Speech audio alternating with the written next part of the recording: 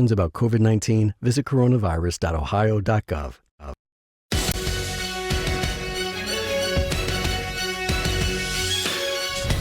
We are getting ready for the Division III State Football Championship game. The Chardon Hilltoppers trying to win the school's second ever state football title.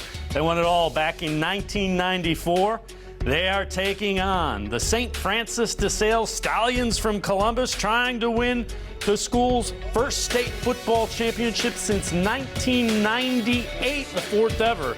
And we are getting set for the Division III championship game. Welcome in to OHSAA Championship Game Day, along with Ryan Kavanaugh, Matt D'Orazio, I'm Dave Bacon. You see how each of these teams reached the championship game, and you see one from Central Ohio, one from out in the snow belt in Geauga County, meeting at Massillon Paul Brown Tiger Stadium. Welcome into OHSAA Championship Game Day.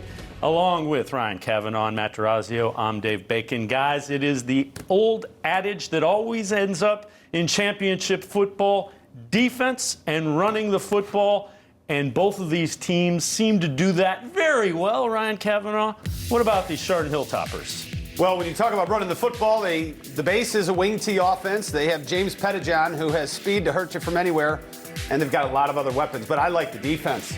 His defense is filled with speed. It's filled with long defenders in the defensive backfield, and they're aggressive downhill linebackers led by Vince Ferrante. You got Miles Mendelzoon on the outside. He's headed to Iowa State. And you see some of the ball hawking skills at the back end. And I really like, look, their corners, Troy Liebhart and Kevin Doyle can cover, but it's Nathaniel Sulka and Brady Toth. They're both 6'4", 6'5". They play in the middle of the field. It's almost, hey, I dare you to try and throw here, and if you run it, I'm going to get there when the linebackers do. They act as two more linebackers. It's an extremely tough defense. And, Matt, they haven't allowed more than 14 points to any one team this year. And Matt D'Orazio, when you look at the Stallions from St. Francis DeSales, you can say the same thing. Running the football and defense is what they do. Yeah, that's the combination you want. It's tough saying that from being an ex-quarterback because you want to air it out. But the reason these two teams are here is because of that. And one guy that's going to have to play good tonight is Whit Hobgood, the junior quarterback. He's going to have to play his game running the football and throwing the football. You see a couple throws here where he's on the money. He's going to have to be that accurate because Quintel Quinn and Jonathan Thompson, who run the ball effectively, are going to be the main focus. But Whit Hobgood can do it. Not only throwing it, but you're going to see his toughness running through the Buffalo zone there. He's a big kid, and a lot's going to be on his shoulders tonight to get this ball game pulled off and another state championship for the Stallions. Well, without question, guys, nothing about 2020 has been normal, and that obviously includes the high school football season. For the Chardon Hilltoppers, there's a little bit of normalcy that caused head coach Mitch Hewitt to give a powerful post-game speech and even get a little emotional. Our Mary Lee Melendez joins us from Paul Brown Tiger Stadium. She'll be on the sidelines for this game. And Mary Lee, what about those remarks? Presenting the 2020 St. Francis. Hi, Dave. Yeah, excitement is definitely starting to build here at Paul Brown Tiger Stadium as we get closer to kickoff. And for the Chardon Hilltoppers, that excitement really started to culminate when they won their semifinal game that punched their ticket to the championship game. And for Coach Hewitt, it was seeing his players' reaction to that win that was caught him by surprise. He said he got a little emotional, and it was a really powerful speech. Here's what he had to say. It was like, for 2 minutes, no one cared what political side you're on, no one cared what COVID stance you took. It was like unity. I saw little kids out there being what little kids should be, smiling and celebrating and being a community. Guys, sports is a unifier, man. It brings people together. And you just bought your community one more week, man. Fellas, you're playing for a state title. Say it out loud. Say it out loud, fellas. Say it. Time for a state title. Taking a swing. And taking a swing, as Coach Meyer said, right? You made it a big game because of what you've invested. I cannot be more proud. I'm humbled, grateful.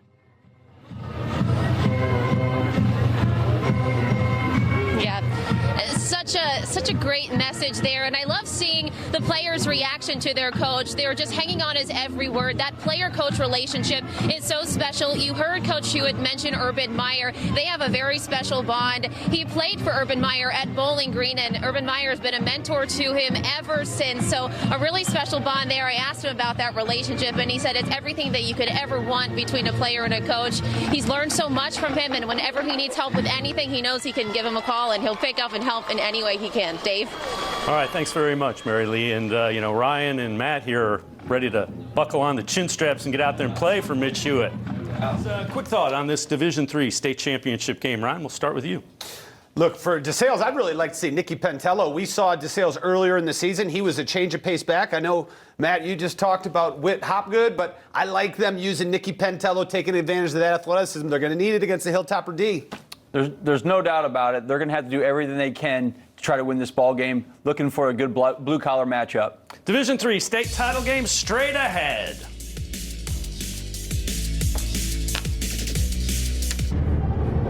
You're watching Spectrum News 1. James Pettyjohn has run for over 1,500 yards this year and rushed for 20 touchdowns.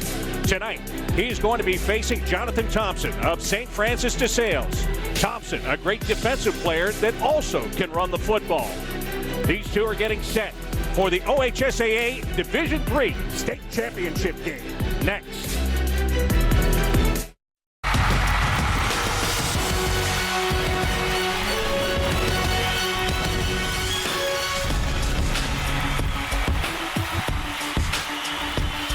Welcome to the OHSAA Division III State Championship game, where the Chardon Hilltoppers will take on the Stallions of St. Francis DeSales.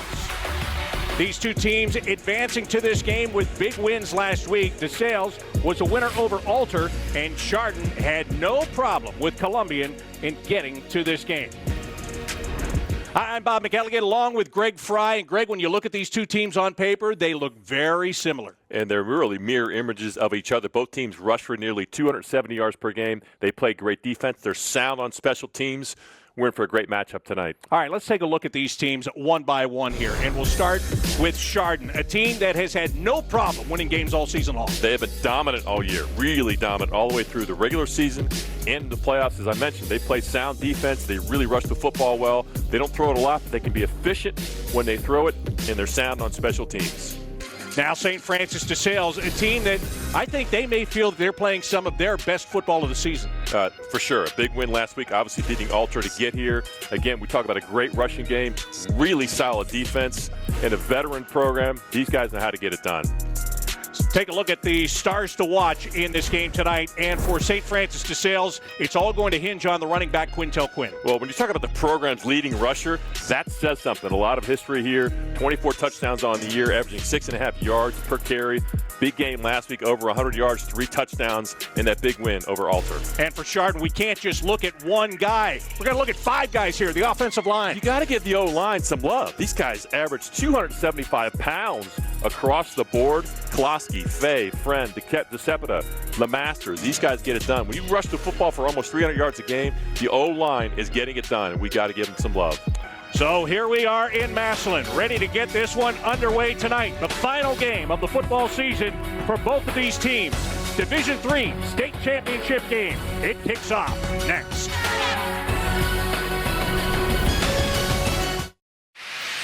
Off to the races. Nobody's catching Pettyjohn. It's a 69-yard touchdown run. For the man in motion, and on move Quinn to the 5, to the goal line, touchdown. Quintel Quinn rumbles in. Pettyjohn, he does it again. 68 yards for the touchdown. Quinn, the hesitation, the acceleration, the penetration, and the celebration. The DeSales Stallions are headed to the Division III state championship game. Chardon will play for a state championship for the first time since 1998.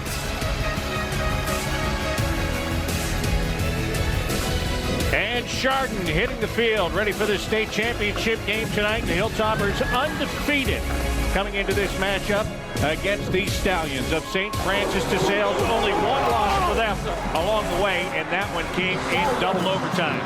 Paul Brown Tiger Stadium here in Massillon is where we are. And Greg, there's not a better place to be than right here to do this game. What a wonderful place to have a state championship. I've seen many a game here, many great games, and I believe we're in for a great one again tonight in Division III. All right, now we're going to introduce you to the third member of our broadcast team tonight as we send it to the sidelines to Marilee Melendez. Hey guys, let me just say it feels so good to be standing on a football field right now. Not the field we thought we'd be standing on with the move from Obetz to here at Paul Brown Tiger Stadium in Massillon, but that's probably a good thing for these two teams. We've mentioned they both won state titles in the 90s, and for Chardon in 94 and for DeSales in 97, those wins came right here at Tiger Stadium. So a lot of good history here for both of these programs. I did have the opportunity to talk to both head coaches this week. Coach Wiggins telling me nothing about this season has been normal, and that includes the fans in this stadium tonight, but they know they have so much support from their community back home, and they're so grateful for that. And Coach Hewitt telling me that they are just so grateful to be able to have the opportunity to determine their future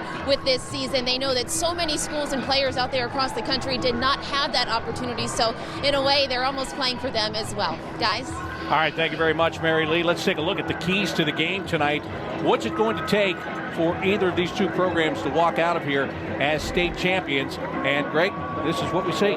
Well, for Chardon, they got to play championship defense. They have done that all year. That's one of the things they've done great this year to get to this point. And to win a championship, you got to play great defense. They got to win the kicking game. Both teams are very good in kicking game, but I think Chardon's got a little bit of an advantage here. And for DeSales, the two-headed monster in the backfield with Quinn and Thompson, the 1-2 punch. They keep coming at you. They run the ball hard. Both of them are great backs. And also, you got to be turnover free. Anytime you're going to play a game like this, you better take care of the football. There you look at Mitch Hewitt, the head coach of the Chardon Hilltoppers on the sidelines. I think one of the great things about this game is both of these head coaches played for these programs, and now they're here as a coach. That means something. That really does. These guys, they know what's at stake right now. I can't imagine how their stomachs feel about this point, but you know what? They've coached, they've done a great job this year with all the uncertainty to get their team here. Both these guys have done a tremendous job, and their staffs in preparation. And DeSales is going to take the football to start this game as Quintel Quinn is right near the goal line waiting for the opening kickoff of this Division III state championship game.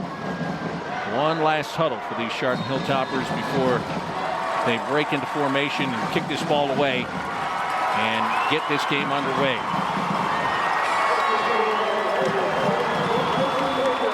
Nathan Tager will do the kicking.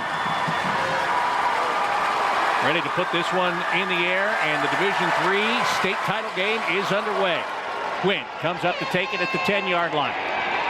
Looking for an opening, puts his shoulder down. He will get to about the 25, and that's where DeSales will start their first offensive possession of the game. Whit Hobgood, junior quarterback.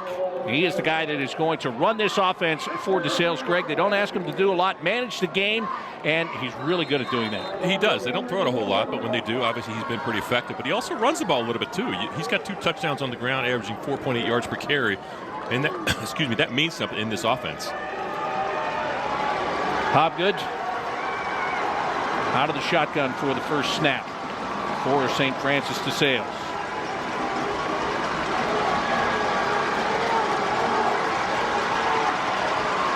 Takes it, and it is Jonathan Thompson. And there's penetration, and Thompson is just going to get back right to the line of scrimmage, not much more. Vince Ferrante coming up to make the tackle. Let's take a look at the starting lineups. They're being brought to you by the American Dairy Association. Ohio students are built by Chocolate Milk. Chocolate Milk is the official beverage of the OHSAA. Take a look at that offensive line. Haas, Kane, Kirkman, Hartman, and Carpenter. And then we talked about Quinn, Jordan Johnson, Kyle Nicely, Ryan McCann, and Nathan Barber for St. Francis DeSales. They did give him a gain of 1 on that first carry. 2nd down and 9. Here's Quinn for the first time, and he's got the opening, and he is upfield, and look out, Quintel Quinn inside the 30-yard line will take it into the end zone. Touchdown for St. Francis DeSales as Quintel Quinn goes the distance.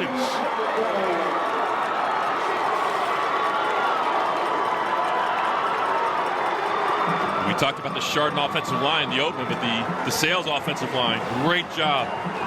Little counter tray look right there, the guard tackle pull, big hole. And I'll tell you what, Quintel Quinn shows his speed because that Chardon defense has got some speed, and they took bad angles. Sideline warning. DeSales. That is their first. So the sideline warning after the touchdown. Now, what do you expect? You get off the sideline to watch this, right? That's just great blocking up front. Great blocking and bad angles defensively. Again, that Chardon defense, as much speed as they have, they did not anticipate how quickly he was going to get to the sideline and go down the sideline. J.J. Bachman with the extra point, and that is good. So St. Francis DeSales runs 2 plays, and they are already out to a 7-0 lead in the first quarter. Well, that'll calm you down a little bit. I'll tell you what, but look at the blocks right here. I mean, look at that lane. That is impressive. Excellent job up front. That's all about the offensive line getting it done. I mean, nobody gets a hand on him. Not even close. Soka was close, but again, he took a bad angle. Quintel Quinn, the program leading rusher, sets the tone right out of the gate. Quintel Quinn had 24 touchdowns coming into this game. So at number 25 right there. And as you said, when you talk about wanting to settle into a game, you're going up against a team that is 11-0 coming in. You're just wondering, okay, what is this going to be like? To be able to score that quickly and only 2 plays and with a big run's got to make you feel good. That certainly does. And again, to me, this matchup, this Chardon defense has been so solid all year. They're giving them like 7 points a game. I mean, it's a really good defense. But, you're going against 2 backs when you got Quinn. We haven't even seen Thompson run the football yet. Those are legitimate backs back there. So I was curious to see how it was going to play out. But so far, DeSales strikes first. Well, now for DeSales, it's going to be about covering this kick as J.J. Bachman is ready to tee it up at the 40-yard line. And now the DeSales defense eventually here will be called into play to see what they are able to do. We saw you watched the Buckeye game today. The Buckeyes scored really quick, and that didn't really matter at the end of the game now. So we'll see if Chardon can answer. Yeah, this one they will allow to go right through the end zone and take the touchback here. And start at the 20-yard line. Drew Fetchick, the quarterback for Chardon. Tell you what, you look at what this guy's done.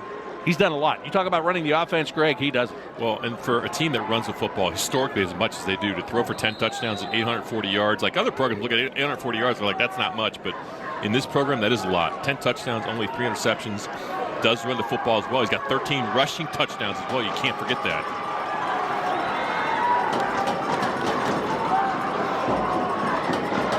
And he's going to hand it off, and right up the middle. This is good for a quick gain of 5 yards. Take a look at the offensive line. Kloski, Fay, Friend, Sepeda, LeMasters, Ash, Pettyjohn, Carr, Ferrante, and McDonald. Pettyjohn, of course, the feature guy in the backfield here for Chardon. They give him 6, 2nd down and 4. Patrick pulls it down. He's going to run, and he gets caught at about the 28-yard line. Take a look at that St. Francis DeSales defense. Stuart Kane, Martin Hayden, and Jonathan Thompson has been terrific on that defensive line for St. Francis DeSales. They'll try to stay away from him as much as they can. Chula, Velasquez, and Quinn, the linebackers, Johnson, Pentello, Caraway, and Comedy in the defensive backfield here. Yeah, Jonathan Thompson, 26 tackles for loss, 7.5 sacks, 5 interceptions. Those are some stellar numbers. Oh, he got him. Got him. There's a veteran quarterback right there, Drew Fetchick. Use the hard count. Red ball. Encroachment. Defense. The entire defensive line. 5-yard penalty. I like my man Charles. I love it. Let's just call them all out. It's beautiful. So Fetchick able to get the first down with the hard count. And this is going to be a fun offense to watch, Bob. This is the wing tee, but it's glorified. And you see that out of the pistol. They run a lot of jet. Fetchick going to go up the middle. And again, pretty good gain as he gets across the 35 up to the 37-yard line. Until Quinn in there on the tackle. Take a look at Chardon. 11-0 record, number 1 in the AP poll. And you see their wins have been easy. Running clock in 10 of 11 games. They've outscored their opponents by a ton. 3 games, opponents have had minus yards rushing. 10 of 11 running clocks. That's saying something. And off to Carr. And Carr will get up to the 40-yard line. Nice job by Jason Velasquez to knife in there and make the ankle tackle. That'll leave it 3rd down and short. You hear so much, you talk to teams that run the ball like this want to stay on schedule. They want to be in that 3rd and short. They want to pick up yards on 1st and 2nd down. It's so important. They want to avoid the 3rd and long situations. Against this DeSales defense, you don't want to be in 3rd and 7, 3rd and 8, or 3rd and 9. And right now, so far, they are on schedule.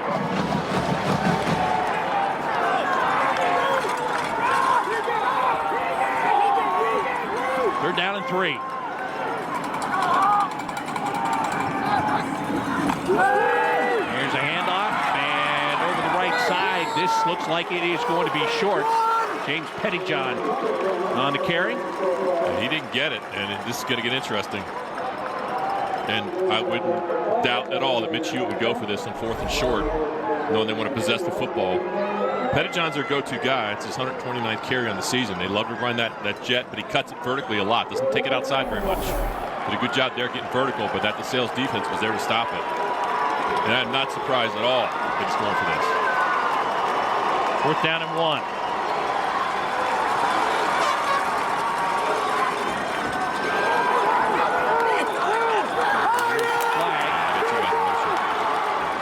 They're going to punt. Red ball.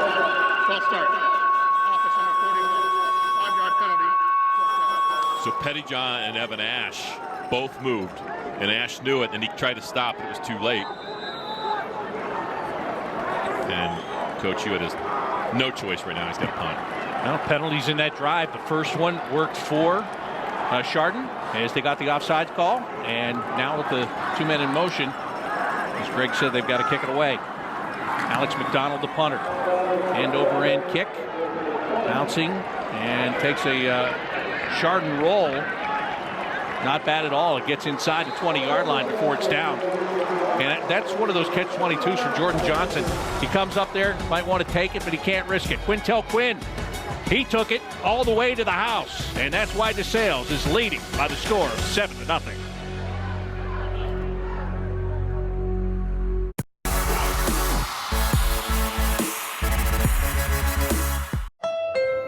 At Honda, we take the holidays seriously. With serious style and serious capability. So while others may be decking the halls, you could be dashing through the snow with the best value of the season. Now's the best time to get into a new Honda. KBB.com's best value brand for 2020. Visit Happy Honda Days at your local Honda dealer or shop online to get a great offer on the HR-V. It doesn't feel like a job to me. Journalism is my passion. I started out as an actress and singer, which isn't the typical way to get into broadcasting. Whether it's journalism, singing, acting, writing, it's all about storytelling. I guess I fell in love with news because it's the real story of us. It's the real story of community. I'm Mary Lee Melendez, anchor reporter, Spectrum News 1. The OHSAA State Football Championships on Spectrum News 1 are presented by Mercy Health, the official healthcare provider of the OHSAA. By Chocolate Milk. Ohio students are built by chocolate milk. And by the new Spectrum News app, your community connection. Download at the App Store or Google Play. Looking at those DeSales championship teams, and who is that? Well, Ryan Wiggins, who is now the head coach for DeSales, played defensive back from 1993 to 1997, was an assistant coach after he graduated to the 97 and 98 teams, and that's what that picture is from, and he became the head coach at St. Francis DeSales in 2007, and there he is with his team in the state championship game. In fact, leading 7-0 here in the first quarter. With Hopgood back on the field for DeSales. Hands it off to Jonathan Thompson, and Thompson across the 20-yard line. Gets his way to about the 23. Take a look at this Chardon defense. Didn't get a chance to really look at it in the first possession because 2 plays, and it was a touchdown. Mendesoon, part of that defensive line, Barker, Ferrante, and McDivitt, the linebacking core there, and then it's Soka, Talk, Lee Hart, and Doyle in the defensive backfield. Second down, about 7. Hobgood wants to throw. Plenty of time. Down the middle, and it's caught at the 40-yard line, and trying to get free of a tackle is Jordan Johnson. But there is another big play from DeSales. You got no free safety back there. I love the call. They just go play action, and you got Jordan Johnson one-on-one. Great fake right here by Hobgood. Great time. There's no free safety. You just threw it away from the great throw away from the defender. A good job by Jordan Johnson going up high to get it. Very aggressive play calling right now by DeSales. Another big play. First down and 10.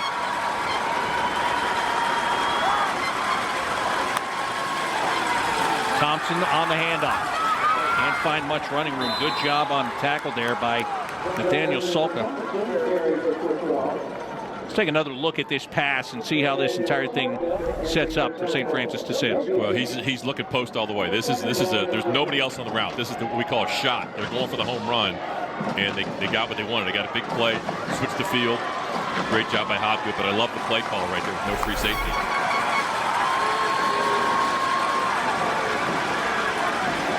Quintel Quinn back in the backfield here. Second down and 10. Quinn setting up behind Hobgood now. Chips out to his left. Here comes Thompson in motion. And Hobgood kept the ball and loses yardage. I saw Thompson when he went by. He turned around kind of like, hey, I thought you were giving it to me. I saw the same thing. I mean, he's reading right here. He's probably reading this defender, right? And he decides to keep it. And boy, if he hands, it's one of those, unless you've been in that situation, it's hard to tell how quick you got to make the read there. But had he given it, Thompson might have scored. Blake Barker, the guy that made that tackle, the senior's coming up in that linebacking position, able to wrap up Hobgood. Third down and 11. And Barker did a good job just playing that. He played decoy there, or played kind of neutral, made it very difficult on Hobgood on his decision. Hobgood puts it back to the near side and not really anywhere to go. Getting to the 25-yard line is Jordan Johnson. Cade McDivitt coming up and making that tackle. That's a great job by McDivitt, recognizing screen and coming right up. It's screen all the way. You can see that McDivitt came up, among others. Blake Barker there as well. Christian Hall all there. That's just excellent recognition defensively to pick up the screen. Now J.J. Bachman coming out here to attempt a field goal. The ball will be placed at the 32-yard line, so that'll make this a 49-yard attempt.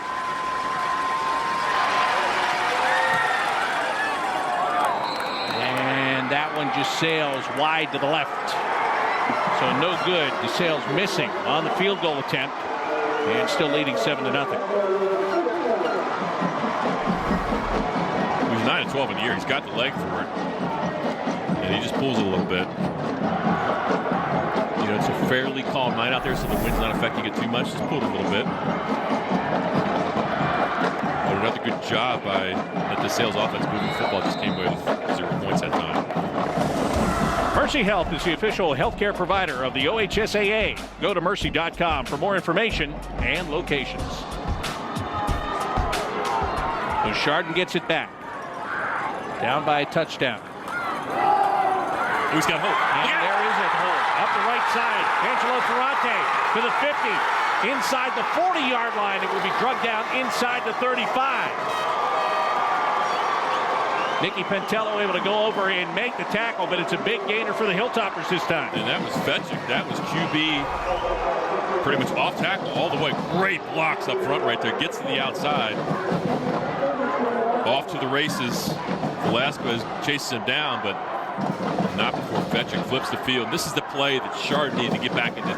Now they're out of the game, but they haven't really had any positives yet, other than that defensive stop. The defense gets a stop, comes right back. Fetchik with the big play.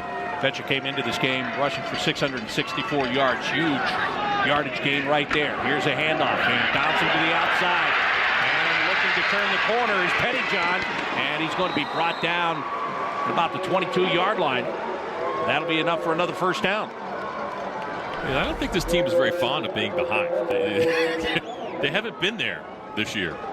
But you can see the speed getting outside. Good job bouncing. A great vision there by Pettyjohn to see the bounce it outside, showed his speed. Another first down. Jordan Johnson came up to make the tackle on that play. Let's see what he did last week. 240 and 4 touchdowns. Not too shabby. No. Pettyjohn working out of the shotgun here. Pettyjohn cuts inside. Good job by Jonathan Thompson to make the tackle at the 19. What a tackle. Jonathan Thompson has to make that tackle or it's a touchdown. Well, it was well blocked. What a tackle. Yeah, the good news for Chardon is that they're starting to move up front and get some holes. Picked up 3 on that play.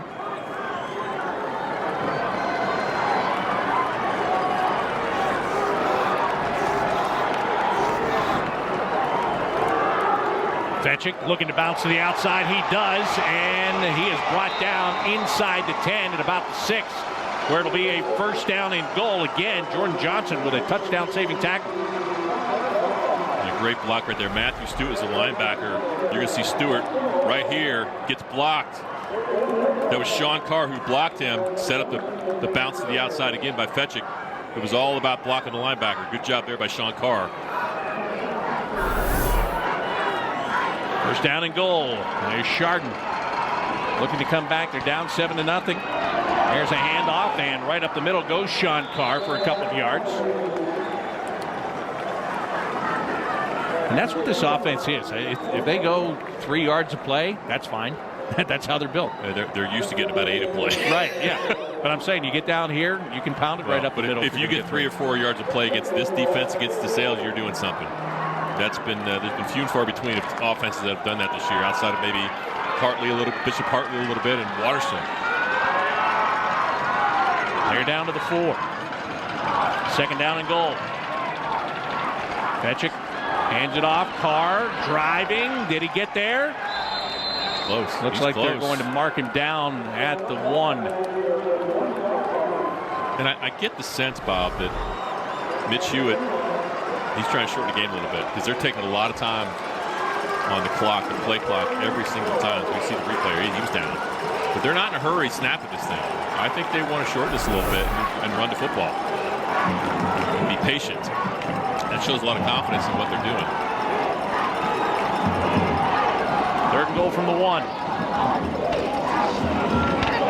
And a handoff. Got him down at the 1-yard line. Pettyjohn. How did he not get in? Velasquez is coming up there. Looks like he made the tackle. I can't believe he didn't get in. This is what they call, like they run that jet and he just looks for a vertical seam. Well, I'll tell you what, that was close.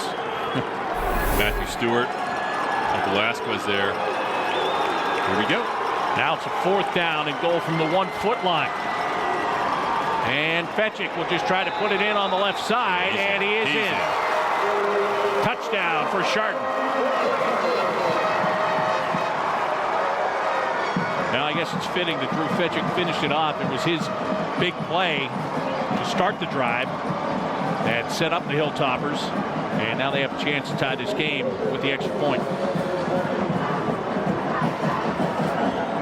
If you've not seen Chardon play this year, this is what they do. They run the football, and they do it quite well. And you get to see Fetchick, you get to see Carr, Pettyjohn, you'll see Ash run the football. They all share duties behind that 275-pound offensive line. Tager with the extra point attempt. And that one is good. So Drew Fetchick gets in from the 1-foot line to score the touchdown. Well, you got to credit that DeSales defensive line because they weren't giving it up easy, that's for sure. It took 4 downs to get in, but Fetchick does finish. And they tie this thing up. So I went right there to Nick Fay, his left guard, with a big hug because Nick Fay gave him the push off the line he needed to tuck it behind him. Well, Coach, you had talked about Nick Fay, one of only two-year captains that they've ever had. 6'2", 256 senior guard. That's who they went behind on that play. You got to go behind somebody you can trust, and Fay's the guy.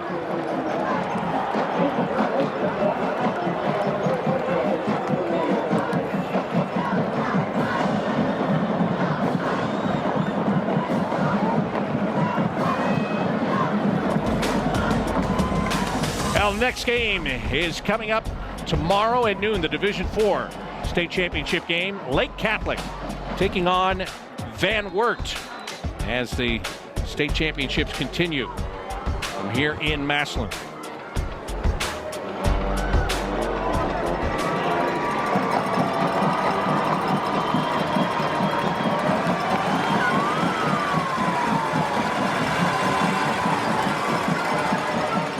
Quintel Quinn from the 4. Everything closes up on him. There's a flag that flies in as he's brought down at the 21-yard line.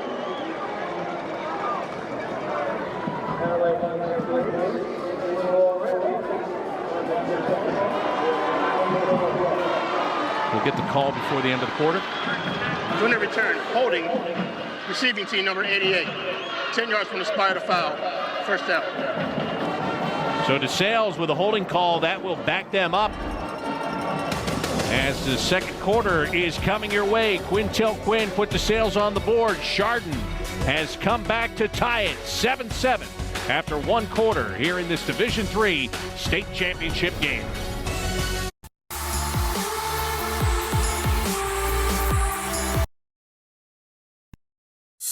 Spectrum is all about making it easier. And since we use our phones for everything, talking, texting, streaming, you can now also use it to manage your Spectrum services. Get the free My Spectrum app and easily make payments, update contact info, troubleshoot equipment, and get personalized chat support. The My Spectrum app is America's top-rated support app for internet providers. Download it from your app store today. Lux Auto Spa, where your car is king. Located in Painesville, Ohio. Here at Lux Auto Spa, we make sure all high-touch areas are disinfected with EPA-registered solution. And rooms you can see your reflection in. Specializing strictly hand-washed packages. We even offer concierge services throughout Lake County. Open 9 to 5, Monday through Saturday, 10 to 2 on Sunday. No job is too big or too small. Call 440-413-9914. Call now. I really enjoyed the entire process of storytelling. Every day is another day in history, and I get a front row seat, and it's a big honor and something I care about. From the things that we do in the studio to what we do in the field, everybody has a story to tell here in Ohio, and it's my goal to be able to tell as many of those stories and meet as many of those people and share in their experiences and learn from them. Good evening, and thanks for joining us here on Spectrum News 1. I'm Chuck Ringwalt. 7-7, Chardon and DeSales here in the Division III state championship game. Second quarter getting underway. Mitch Hewitt, head coach for Chardon, played for Urban Meyer at Bowling Green back in 2001, 2002. They've been close friends. Matter of fact, Urban Meyer made a video wishing the Hilltoppers good luck before their semifinal game against Tiffin Columbian last week. Right now, Mitch has his team operating the way that he wants them to play. 10th season here. Again, he was a player. Now he's the head coach. And his team's in a 7-7 tie. DeSales after the penalty is all the way back to the 12-yard line. Whit Hobgood taking the snap, handing it off, and there was nowhere to go. The defensive line had everything sealed off that time. Evan Gardner and Vince Ferrante, the linebacker, but Gardner came off the edge. Stuffed that for no gain.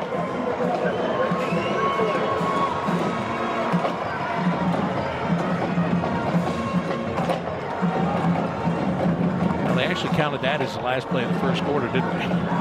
Yes, they did. Yes, Yes, that's exactly what they did. Yes, they did, because of the penalty. That's right. So now the teams are going to switch sides And the second quarter will start with a 2nd down and 10 play for St. Francis DeSales. Let's take a look at some of the highlights from the first quarter of this game. And again, it was DeSales getting it going. This is only the 2nd play from scrimmage.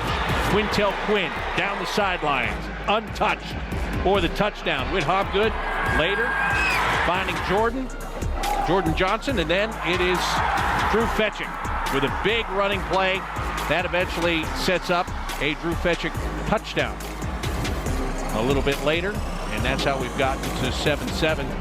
We said before the game, in the open, we said they look very similar. Yes. How similar did they look right now? 7-7 at the end of one. They don't run the ball the same way, but they both rely on the running game and great defense. And here we are 7-7. And, dare I say, to this point, I'm going to say it, to this point, all the state final games have really been out of reach, almost blowouts, if you will. And I really felt like we had a great game here with two very, very solidly matched teams. So far, so good. Hobgood hands it off to Thompson, and again, there is no running room there. Miles Mendesoon making the tackle. He came off the edge, untouched, and absolutely swallowed Thompson. Nobody blocked him. And that's 2 plays in a row. They've really gone backwards. And we're starting to see the Chardon defense, who has only given up 63 yards a game this year rushing, and only 7 points a game. That is quite impressive. So it is 3rd down and 14. Hobgood, and it looks to be a passing situation here. And again, he's 1 for 1. He's got time, and he throws near sideline. That is caught at the 21-yard line and finding his way all the way up to the 28-yard line. Nice job by Jordan Johnson with a catch and a little bit of a run, and that's a big 1st down. I'll tell you what, Whit Hobgood just showed me something right there. 6'2", 205 junior. This is 3rd down. You're in your own end zone. He's throwing the deep out cut, and a great catch by Jordan Johnson. He went down to get that with his fingertips. But I like the call. Rolled him a little bit left, set his feet, made the throw. It's a big-time pickup on 3rd and long in your own end zone. Huge, as a matter of fact. The defense is able to make that play. They get the football back. Hobgood made sure they did not. Here is Quinn bouncing to the outside. Wants to cut it up and is upended at about the 32-yard line.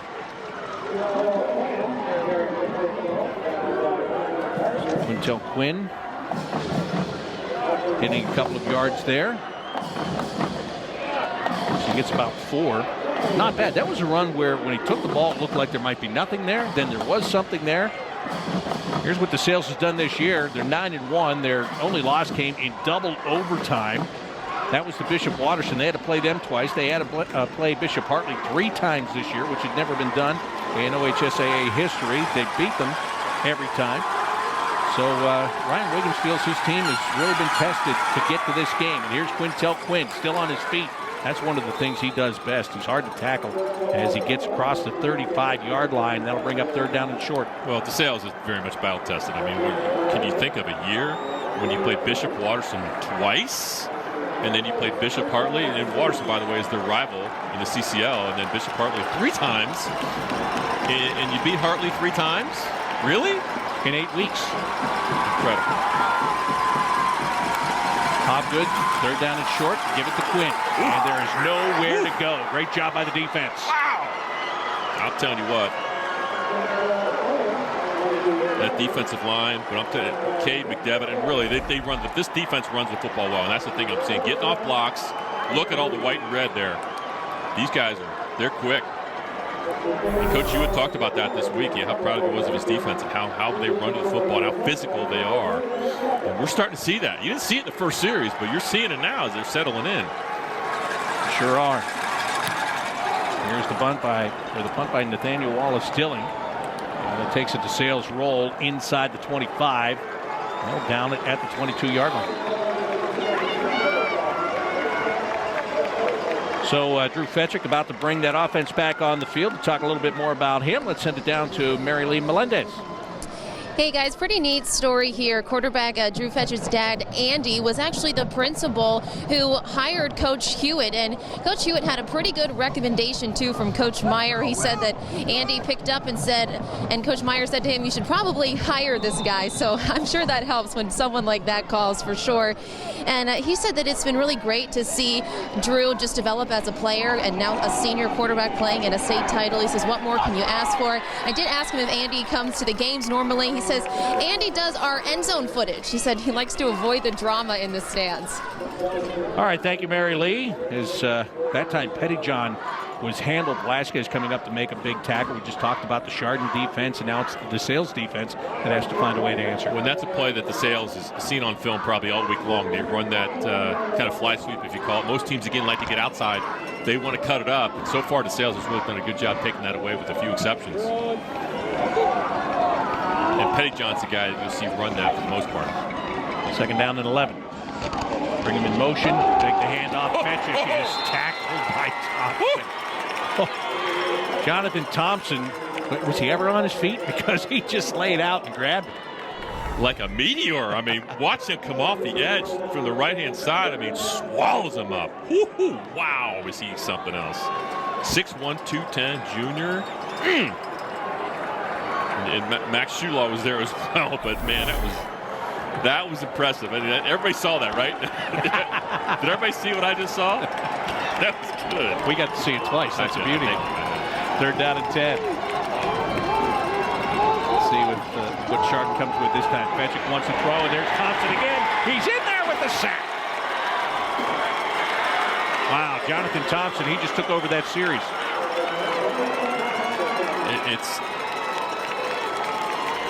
It's a little bit confusing. He didn't get blocked, but this is a team that that runs the football for the most part. The right tackle, you can see LeMasters unblocked, didn't step out. And again, I can't explain why, but all I know is 21 came off the edge, and poor Drew Fetchick is not going to win that battle. Tackle for a loss and a sack, back-to-back plays. Yeah, he good. Yeah, he is As my good. friend Bob Yall would say, he good. Jordan Johnson back to receive the punt. Johnson's going to take it at the 47, and he will go down at about the 48. Not a lot there for Jordan Johnson, but he will get his offense back on the field. Jonathan Thompson, two great defensive plays, and DeSales in a 7-7 game, ready to go back to offense.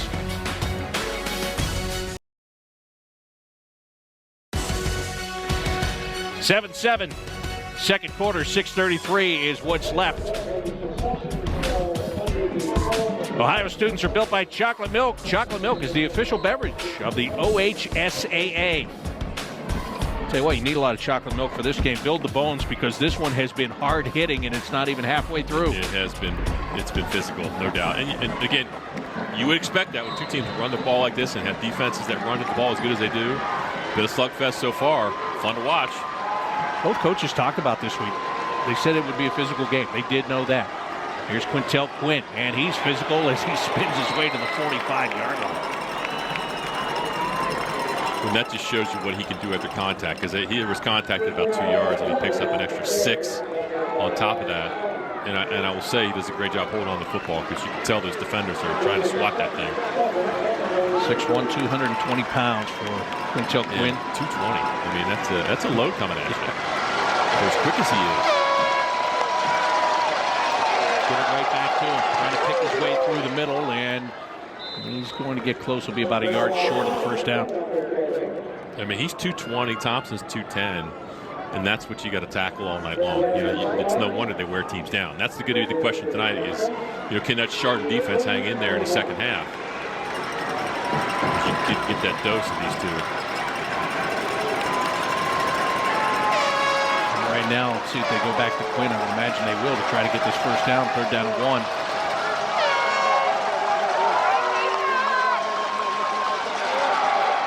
And great job to duck underneath and get to the 41-yard line. Such great patience there along the line, the way he shifted before he ducked and darted. That's exactly what I saw. Was you know, he's going to come up to the right and kind of just wait a little bit and then hit the hole. And that's great patience. That's great understanding. Young running backs are being patient there, and they'll try to hit the hole and they get ahead of their blockers and they miss it. And he just allowed the play to develop, which you got to let it season a little bit. You got to let it cook a little bit, and then you got to hit it. And he kept the shoulder square. That's very impressive. Bring Thompson back into the game. They have him lined up in the slot. He's at the bottom of the screen. Bring him in motion, fake the handoff, give it to Quinn on a little misdirection. And Quintel Quinn, you talked about how hard he is to take down. It took 3 guys to get him down at the 39. Well, Vince Ferrante, the other 2-year captain for Chardon defensively, 5'10", 196 linebacker, met him right in the backfoot and missed. I mean, this should be a 2-yard loss. Good job by Ferrante. He sees the pull, he comes up, did a great job with recognition, but he missed and needed help by McDevitt and company. Actually, it took 4 guys to take it down. Nick Fay was in there as well. Who's playing both ways tonight. 2nd down and 8. 2 hard-earned yards for Quintel Quinn on that carry. And this time it's Hobgood around the right side. Flag on the play as he's down to the 34. Boy, that one had me fooled. I mean, I was watching. That was a great fake because Miles Mensing tackled Quintel Quinn, and that's what I saw. I never saw Hobgood with the football. Holding. Offense number 33. 10 yards from the spot of foul. We play 2nd down. Now, unfortunately, that one is not going to count. Charles Anderson there with the call for us. Seamus Bonte, you can see his arm got wrapped around. It's going to get called every time. The minute that arm goes in front of the chest, the flag's coming. So a big 10-yard penalty has DeSales back to the 50-yard line. There's Bonte. Yeah, and I'm curious to see when Ryan Wiggins is going to go back up top, because a lot of times he's getting no free safety, which means you got Jordan Johnson one-on-one. At some point, they got to go back to that. Come this time. He's got the inside. Yes, he does. And back to the 40-yard line. So nice job by Jordan Johnson as he makes the catch. And he gets 11 yards. And leave 3rd down and 9. Well, I felt like they needed to get the ball to Johnson, but the safeties were deep. So this is a good job throwing underneath the screen. I mean, right here it looks like he's got a big play happening. But you can see the speed of that defense closing very, very quickly. Mendezoon there and McDevitt there again. That defense, I'm telling you what, they are fast.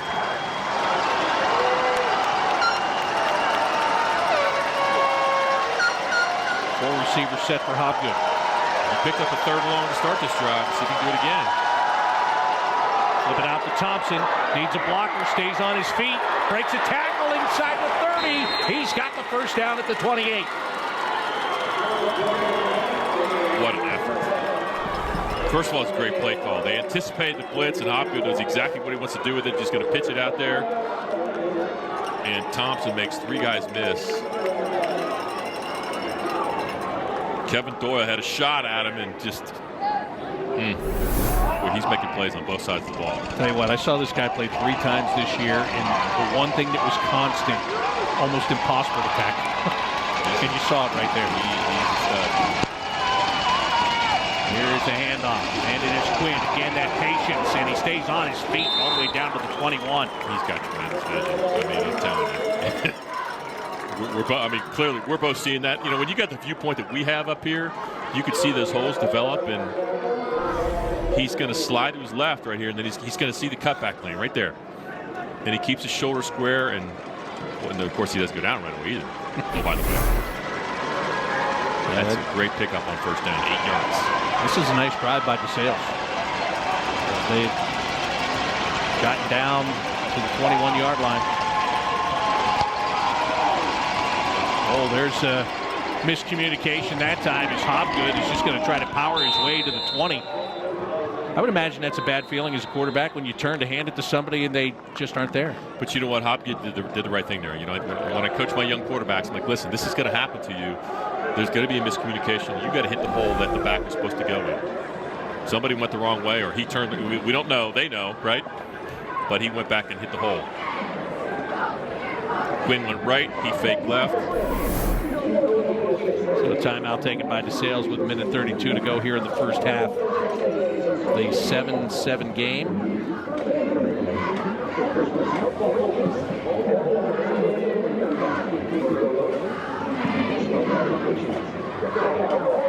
Well, coming up at halftime, Dave Bacon, Ryan Cavanaugh, and Matt DeRazio break down the first half, plus the latest news and weather with Spectrum News 1's Alexa Maslowski and Andrew Kozak.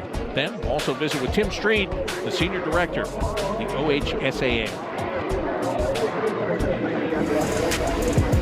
Speaking of Matt DeRazio, quarterback at DeSales, class of 1995. His number 10 is retired at DeSales. He did go on to play at Otterbein and in the Arena Football League. He was a two-time Arena Bowl champion. And he is our OHSAA Game Day studio anchor. I got a question of shoulder pads, though. You know, those are linebacker shoulder pads. Did he really play quarterback? Like a linebacker. All kidding aside, I watched Matt play quite a bit in Arena Football. Did a fabulous job in Columbus, and he went to Philadelphia. He was part of a couple championships there. And he was arguably one of the best quarterbacks in Arena Football League. Quintel Quinn straight ahead, and he's got himself down to the 15-yard line. I think they got it figured out that time, right? I mean, Hobgood turned left, Quinn went left. Nothing flashy. Easy first down. Yeah, and not only that, middle of the offensive line just opened that hole. Look at this. I'm telling you what, Owen Kirk and Billy Kane there. I mean, tremendous blocks. They're not as big as the Chardon offensive line, but I'll tell you what, they're well coached, and they're getting the job done right now. First down and 10 from the 15-yard line. And a whistle. Timeout was called by Chardon before snap. Timeout. Chardon. They're first and a half. Right at the last second there. They were able to take that timeout, and they'll talk things over. Head to Raising Cane's for the win. Stop by your closest location and set up a fundraiser for your school today. Raising Cane's is a proud supporter of the OHSAA.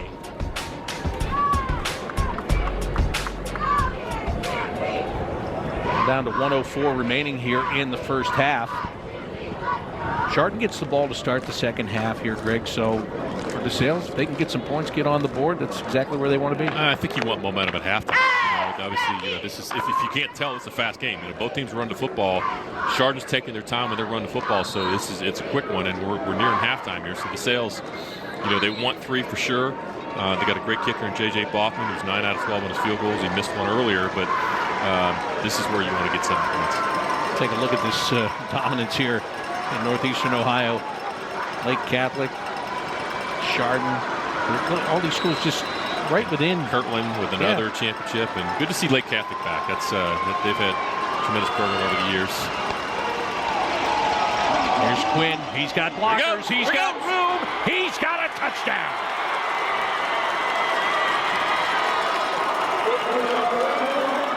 Now, that patience pays off. The blockers were right there for him. They opened it up nicely, and Quintel Quinn has his second touchdown of this game.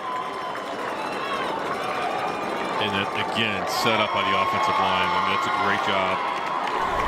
Once again, great patience. You're going to see the guard and tackle are going to pull from left-hand side, and he's just following those guys, and both those guys got a hat on a hat. Bachman attempting the extra point. And no problem whatsoever right there. DeSales retakes the lead with just under a minute to play here in the first half, 14-7. Nice long drive there by St. Francis DeSales, and Greg, a couple of times they were third down and long, and they were able to convert. That's the key, is the third down pickups. Again, Hopgood.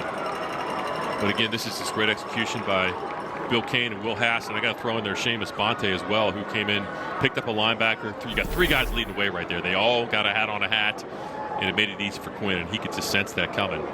That play, it started left. It's basically a counter is what it is. They start left at the back, and then he swings back to the right. And he's following his guard and tackle, and great execution.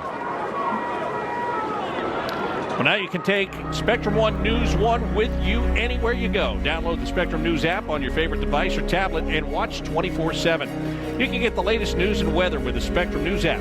Go to SpectrumNews1.com to learn more about the app and download it if you haven't already.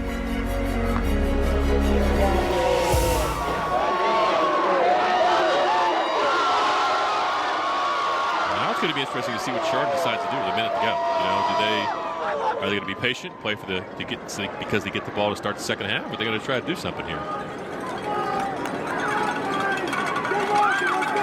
Bachman put that one to the 10-yard line.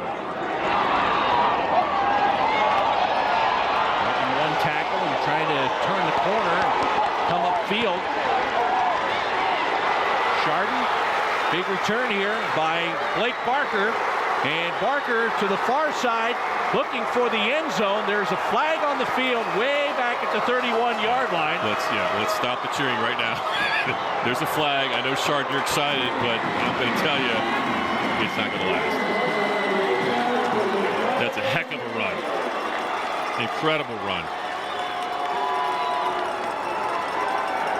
However, it was an incredible run by Blake Barker. When you hate to see that. Yeah, it's almost a shame it doesn't count when you look at the run and with everything that was involved. Holding. One return to the receiving team. Number 35. 10 yards from the spot of foul. Touchdown. And from what I can tell, just watching it in real time, it was right here. Yeah, because that's a contained hold right there. You can see he held him. Because he doesn't get out. Barker will not get outside without that hold. So the ball goes back to the 20-yard line. Michael Washington was the defender who was doing a good job on contain. And I promise you, he's been told 1,000 times this year, you can't give up contain. He knows better. Well, you mentioned how are they going to handle this with 39 seconds left. We're about to find out right now. Drew Fetchick in the shotgun. Fakes a handoff, looking to throw. And he does throw down the near sideline, incomplete. Just beyond Alex McDonald, the intended receiver. Yeah, I like the call throwing the wheel route to McDonald, who's got 5 catches on the year, but 2 for touchdowns. So when they throw to him, that's a 40% touchdown rate. I like that, you know. But I don't know. After that one, I think you're going to see him run the football. I think they're going to be patient. Let's get to halftime. But certainly don't want to give DeSales any more time. Give your best shot with a running play right here. Maybe you pop one to get to the midfield, but outside of that, accept halftime. Hand it off to Carr, trying to go over the left side. Not much there. Good job to shut that down really quickly. Max Shulaw in on the tackle. Yeah, I think if you're Mitch Hewitt, I mean, you're good. You know, it's 14-7. You played pretty well. I mean, you're up against a really good DeSales offense and a running back that's a stud. Let's just get to halftime. Let's talk about our second half adjustments. They've proven they can score rushing the football. They're going to get the ball to start the second half. They can go 14-14, and we got a ball game. Yeah, we'll get whistles here, and timeout was called by Chardon before they snapped it. Timeout.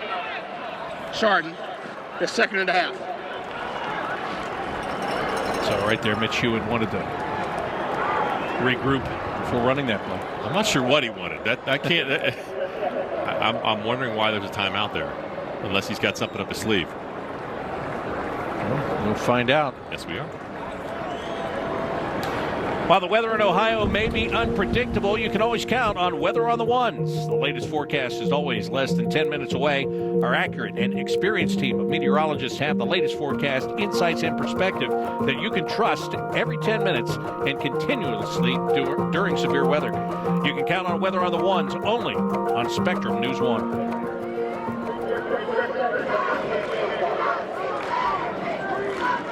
Third down and 8. You can see DeSales give him a little bit of breathing room here, just in case Mitch Hewitt has got something up his sleeve. Yeah, just 3 seconds left here, so. Last play of the first half. Hand it off, Pettyjohn. He's got some room and is going to be tackled for a first down at the 38-yard line. But again, time runs out in the first half. Well, James Pettyjohn, DeSales has held him in check for the most part. Drew Fetchick has been the guy that has provided the offense for Chardon. And on the other side for DeSales, we told you before the game, it would go as Quintel Quinn goes. He's gone to the end zone 2 times so far. He's been impressive. 2 touchdowns on the night, including the first one to start the game, the second play of the game. So it's been an impressive half by Quintel Quinn. But you know what? We got a great ball game, 14-7. All right, and DeSales with the lead. Right now, head coach Ryan Wiggins is on the field with Mary Lee Melendez. Hey, Coach Wiggins, Quintel Quinn with those two huge rushing touchdowns for you guys to get you on the board and have the lead going into the halftime. How big is that for you, and what do you have to say about this offense and how powerful they've been to start this game? Well, that's what we hang our hat on. You know, we want to run the football. We want to get it in the hands of Quintel and Jonathan as much as we can. He can make some big plays, which he's done. But, you know, this is a physical battle. We knew it would be, and we're going to have to keep doing that in the second half. Yeah, Chardon gets the ball to start the second half. What do you say to your guys in the locker room, specifically your defense? Well, we got to play assignment football. They're very dangerous. Each and every guy that touches the ball, they're dangerous at quarterback. They're dangerous with their wing. We just got to continue to play assignment football and get, you know, do a good job up front. That's been good to us. All right, thanks, Coach. Good luck in the second half. Thank you. All right, Mary Lee, thank you very much. Ryan Wiggins has liked what he has seen out of his team tonight. As we said, Quintel Quinn 2 times to the end zone. Drew Fetchick 1 time to the end zone, and that's why DeSales is leading in this game at the half by the score of 14-7.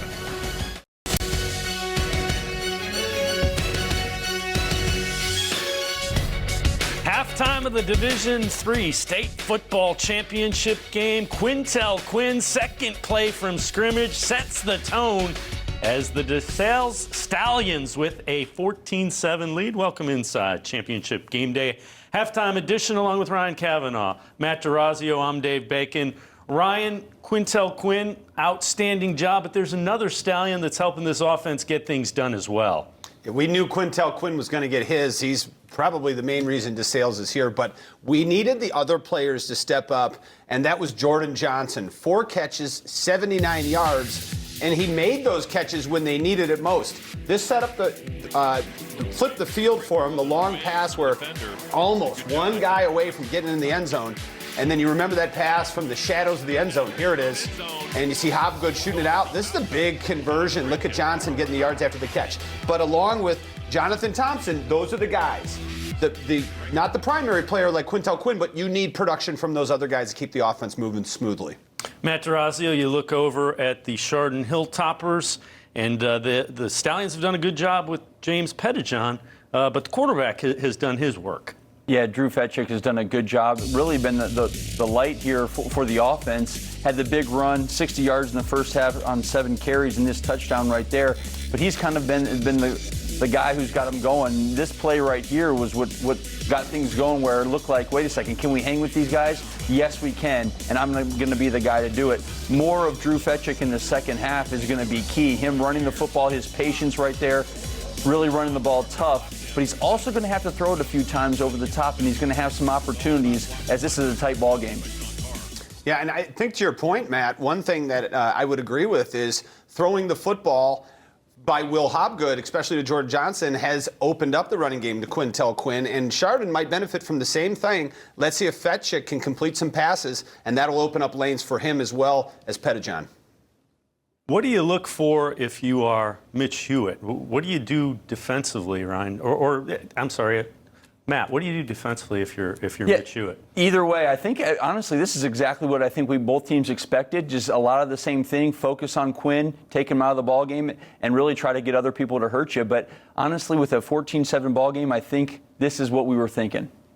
We will have the third quarter in just a minute, but it's time to check in on headlines with Alexa Maslowski. All right, Alexa, time to head back out to Paul Brown Tiger Stadium in Massillon. Mary Lee Melendez is with Tim Street from the OHSAA. Mary Lee? I'm joined now by the Director of Communications, Tim Street. Tim, it's great to see you. The last time I saw you was on a video call when you first found out that you were actually going to have a football season. So what's this journey been like? I know a lot of ups and downs to get here today. Well, it seems like a long time ago, doesn't it? But that was a great day when we got the green light to play. And this is just such a great culmination of the season. So many of these schools didn't think we'd have a season. That was our whole effort all summer and spring, is to have this season. So we're just so happy that we're able to have these championship games. Thanks to Massillon for hosting.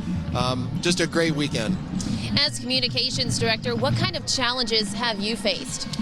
Well, just rolling with the punches. We have to adjust almost every day. I never thought I'd work so much with health organizations or state government, but we did it this fall. We did it all summer. So really just trying to adjust constantly, trying to move the championships from Obetz all the way to here in 24 hours. That's a credit to Spectrum. That's a credit to all of our staff that picked up and moved. So just one thing after another, being able to adjust on the fly and just being able to try to anticipate what's going to come next. But we did it. We're so happy we did. Hard to do that at times, I'm sure. You've been with the OHSAA for 13 years. Is it all worth it, all the ups and downs, everything you all have been through this year, to see these kids run out here and play their hearts out for a state championship? Oh, there's no question. Oh, this is what it's all about. The band's playing, the teams are on the field. This is what we work every day for. Even when we're not in tournament mode, we're planning for the tournaments. This is what we do. This is what we love to do. So the fact that these kids get to play here on this field for state titles is what it's all about. So even if it's a regular season game or a state championship game, this is what it means, everything for these kids. So we're just so happy to be able to do it. All right, Tim Street, Director of Communications for the OHSAA, thank you so much. Thanks for all the work you do as well. Marilee, thank you. All right, Marilee, we head to break and take a look. Hobgood to Johnson. Stallions by 7 at half. The OHSAA State Championships on Spectrum News 1. The rights to this broadcast have been granted by the OHSAA, representing 822 high schools across Ohio and more than 350,000 boys and girls who participate annually in OHSAA-sponsored athletic competitions. Any rebroadcast or republication of the programming without the written consent of Spectrum and the OHSAA is strictly prohibited.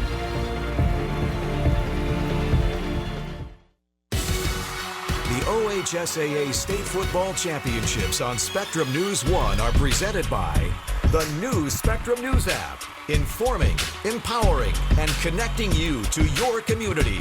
Download in the App Store or Google Play. By Chocolate Milk. Ohio students are built by chocolate milk. And by Mercy Health, the official healthcare provider of the OHSAA. Back here in Massillon at Paul Brown Stadium, where DeSales has a 14-7 lead over Chardon as we're getting set to start the second half of this Division III OHSAA State Championship game. Bob McElligott and Greg Fry with you here, and let's take a look at the first half highlights, starting with this 74 yards from Quintel Quinn. Second play of the game, Quintel Quinn for the touchdown. The Whit Hobgood comes back, deep pass down the middle. Chardon responds offensively. Drew Fetchick with a big play. Sets up the touchdown. Drew Fetchick scores on 4th down. 1 yard out to tie it at 7. This was a big play right here, right? A couple big 3rd down pickups. Great second effort there by Jordan Thompson. And this play was just well executed up front. Excellent blocking up front. Quintel Quinn takes it to the end zone for his second touchdown of the night to take the lead 14-7. There you take a look at the first half stats. Again, a lot of this is even. 94 yards passing for DeSales. Again, Whit Hobgood, he's thrown the ball well when they've asked him to throw it here. DeSales little edge in the time of possession. And you see that 3rd down conversion rate, 4 for 6. That's been big. That's real impressive. 4 out of 6. And again, let's credit Whit Hobgood for the passing yards. That's really the difference right now. It's 94 yards passing, which you probably wouldn't expect if you've seen both of these teams. But again, we're close at halftime here, but DeSales with a slight edge. So we'll see Chardon gets the football and start the second half. So we'll see if they can kind of balance this out a little bit on their next possession. All right, let's hear from Chardon head coach Mitch Hewitt as we send it down to Marilee Melendez. I'm joined now by head coach for the Hilltoppers, Coach Hewitt, and Coach, 26 seniors on your roster. One of those being quarterback Drew Fetchick. How much are you relying on them heading into this second half? Their experience. It's going to be a big quarterback game for us in the second half, based on what they're doing. But more than anything, we got to win collisions. They're beating us up front. We got to get a line better on defense. But this is what we anticipated it to be. Your defense has come up with some big stops, though, on big plays. So how do you capitalize on that and kind of use that momentum? It's we got to get aligned. I mean, and we're still not winning the point of attack. They're winning at this point. We had a dumb holding call on that kick return that would have tied the game. But this is what we anticipated, so we just got to keep grinding. Yeah, it's very competitive. Best of luck in the second half. Thank you so much, Coach. Thank you very much. All right, Marilee, thank you very much. And, well, you know, you can hear the intensity and the voice of Mitch Hewitt. And, he told us this week, he doesn't hold anything back. When they went to that end zone to talk about the first half and prepare for the second half, he was very frank with his team. Yeah, he doesn't mince his words. But if you listen to what he said, they got to get lined up better defensively, which means formationally, DeSales is throwing them off a little bit. They got to get lined up quicker, because when you get your guys lined up, especially that defense, they're going to make plays, and you can't be misaligned when you got a guy like Quintel Quinn coming at you. So they got to do that. And then when we talked about quarterback play, which means Drew Fetchick. They got 0 yards passing, which means they got to have a little bit of effectiveness throwing the football, and Fetchick's got to be able to run it some in the second half. J.J. Bachman ready to kick off to Blake Barker. Now remember, Barker had what appeared to be initially a kick return for a touchdown before the first half ended, but I heard Mitch Hewitt say that the bad hold that they had on the kick return, so this time it's kind of a squib kick, and Chardon is going to start at the 37-yard line.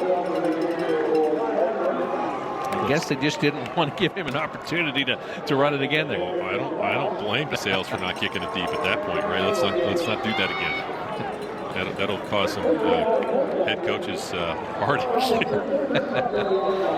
There is Fetchick. His big play in the first half, he did get the touchdown, but he had a 64-yard run that set up that touchdown. As we see the road to Massillon, domination the whole way. They have not been in a game in the second half. This is the first time, so we'll see what they're made of. Not a lot right there, just back to the line of scrimmage. We talked about so much about Quintel Quinn offensively, but defensively, he's stepping in there, making the play, as well as Max Shulaw. The one thing we haven't talked about tonight is the two-way guys. There are 4 guys for DeSales: Quinn, Thompson, Billy Kane, and Jordan Johnson, and are playing both ways. And I really felt like that could be a factor in this game. So far, not even close. They've done so well offensively. The game's a little bit shorter. But, if this game is tight late, that could be a factor. Fake the Petty John, and here's the throw down the middle of the field, and it is incomplete. Yeah, it was a shot, as you just said, but they could not connect.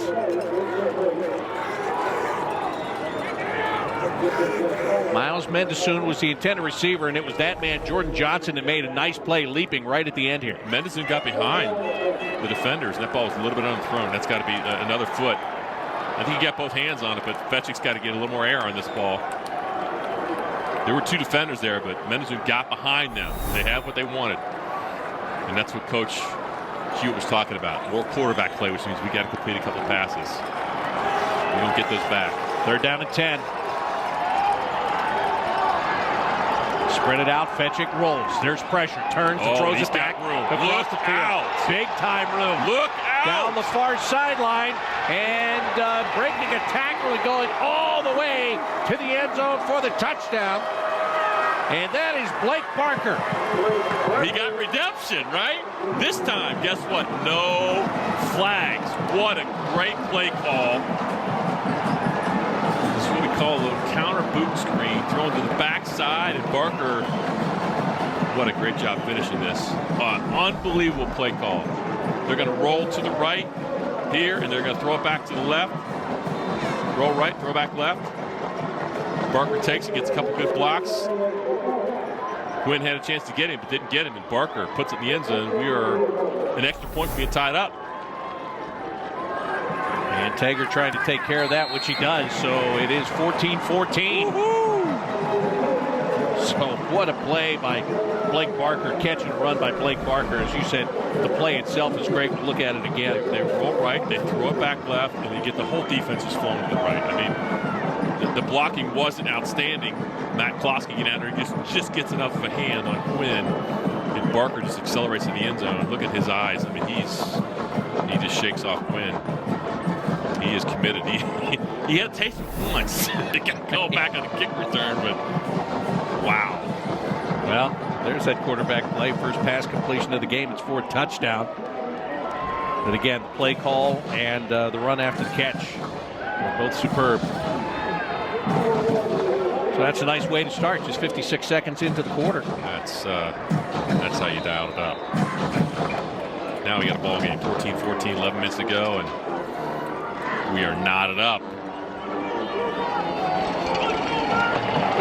Tager ready to kick it off to Quinn.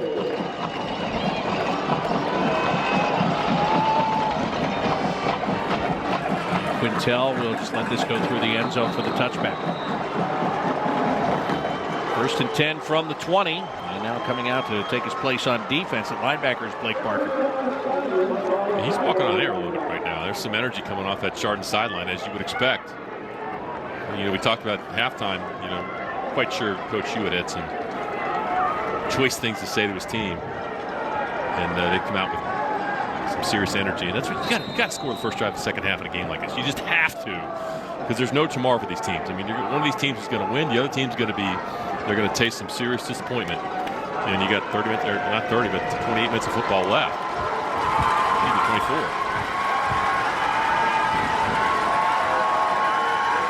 Now it's Quinn Hobgood's turn. Has his offense on the field. Handed off to Quintel Quinn. Off the left side. He's going to get to the 29-yard line. Quintel Quinn, that is, you know, he's had a couple of big runs here, but this is what he does. He just smashes ahead 3-4 yards at a time. And there was a linebacker. It was either McDevitt or Barker that got there, and Quinn just ran over them initially.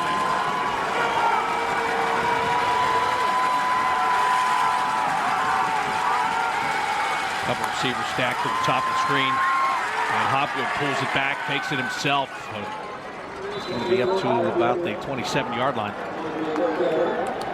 You're not going to see that a lot, but you need to see it a little bit to keep that defense honest, just to let them know that, hey, look, you know, I'm going to keep it every once in a while, being with Hopgood.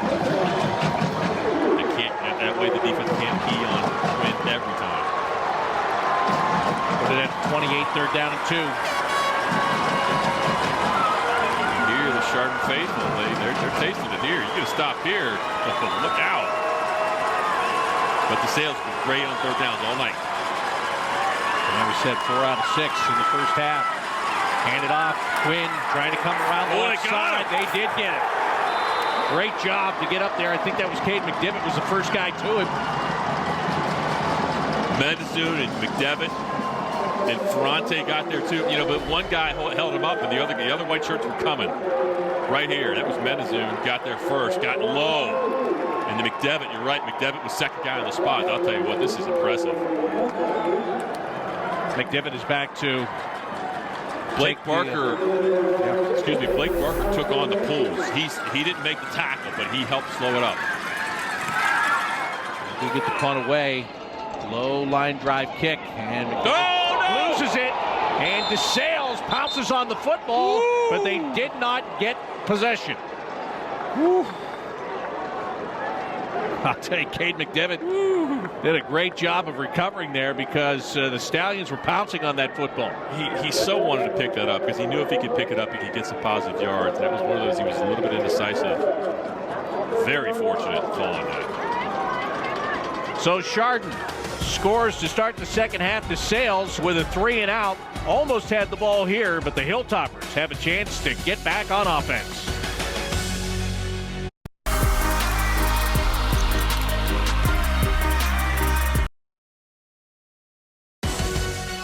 14-14 here in the 3rd quarter.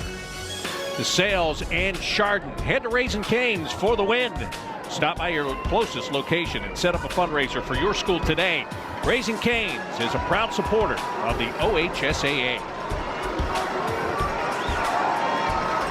And Chardon fortunate to be back on offense. Almost turned it over on the punt. Almost doesn't count. Drew Fetchick with a pitch into the backfield. Yes, Pettijohn to throw downfield and picked off by Ricky Pentello. Pentello gets it at the 39-yard line. He leads his team in interceptions. No surprise he's the guy to come underneath and make the pick. Ill-advised. I mean, I like the aggressiveness with the play call, but that's a tough quarterback. It's a tough throw for a quarterback to lose right. And that was probably one you just want to hang on to. Just really couldn't get much on him. Tell, look at him go up and get it. He had the whole way. Yeah, Pettijohn, as you said, running toward the sideline, just kind of slings it. It's a tough throw. That's a tough throw for a veteran quarterback. And, you know, there's a lot of 1-2 there. You want to make the play, but that's when you got to be wise. I I put that one in the coaches' zone. You got a little bit ahead of themselves. When they had the ball, you just scored, right? Just run your offense. Chardon defense stopped DeSales on the last series, and that's a hot pass off the hand of Nathan Barber. Boy, Mendes that one right by his face. And that's really the first misfire we've seen by Hopgood all night. He's been solid. Yeah, he has. At the start of the year, Nicky Pentello was doing a lot of the quarterbacking, and Hopgood kind of spelled him in. Then Pentello got hurt, and Hopgood took over the job, and what a job he's done. Led them all the way to this state championship game. And off to Quinn. Oh, he breaks a hole. Here he goes upfield, accelerating, and he is going to get to the end zone for the third time tonight.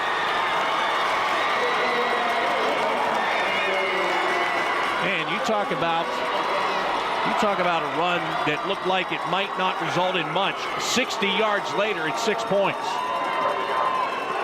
I'm amazed by that cut. Like, I really am. Like, that play didn't look like it was going to develop. And he just hesitates and then goes vertical. I mean, how he saw that, I don't know. But not only did he go vertical, but he exploded through that hole. I'll tell you, for his size, he has got some speed. 6'1", 220, and he's got some jets. Bachman with the extra point. And DeSales again is in the lead, 21-14. So that interception winds up paying dividends with this run. A little jump cut right there. I mean, he got a great block by, again, Seamus Bonte doing a great job up front, along with the offensive line. To me, this two-play series we just saw, the interception, when it looks like Chardon's they got it, right? They got the ball, and they tried what I would call an ill-advised halfback pass, interception by Pentello, and there you go. Quintel Quinn goes 60 yards. When we look back at the end of the night, that's the two-play series I think that's going to make the difference in this game. 3 touchdowns last week, 3 touchdowns this week for Quintel Quinn. He is having a night. He is what I would call as advertised. And then some. You are absolutely right. That jump cut, I mean, we've seen some plays tonight by him, and I got to say, Jonathan Thompson, too, that just are spectacular.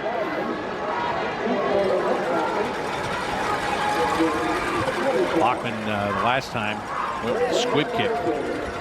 Didn't want to get the ball to Blake Barker. Not kicking this deep. Chip shot toward the near sideline, and that's out of bounds.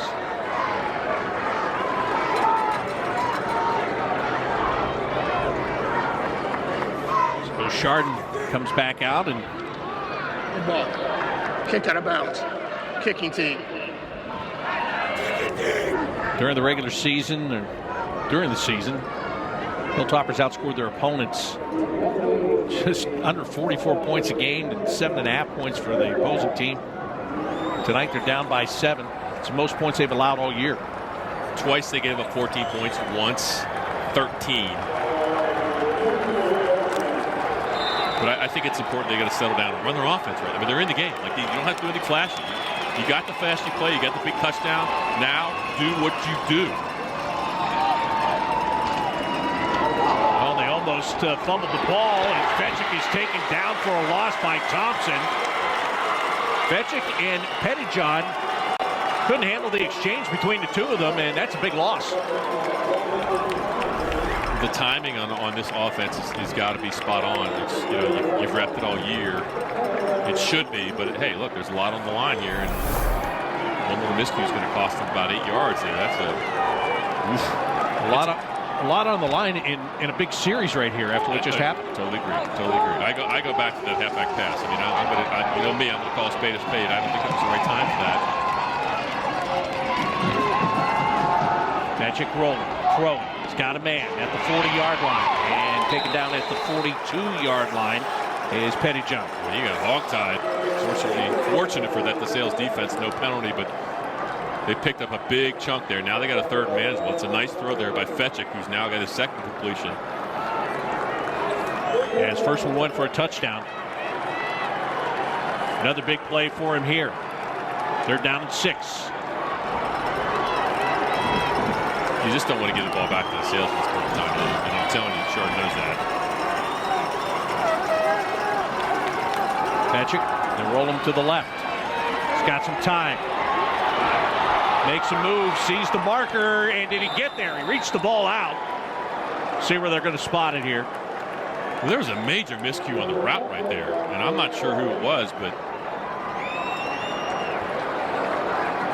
he was looking for a comeback, and the outside receiver just kept running. And they give him the first down. Wow, what an effort. That's all Drew Fetchick. I believe it was, I think Mendezun was the outside receiver, and Fetchick's trying to throw the out. It's not there, and so he just decides to run. And well, what an effort! He picked that. He knew where the chain was. Huge pickup. Senior quarterback making a heady play to get the first down. And now we're going to have timeout on the field. That's an interesting flag.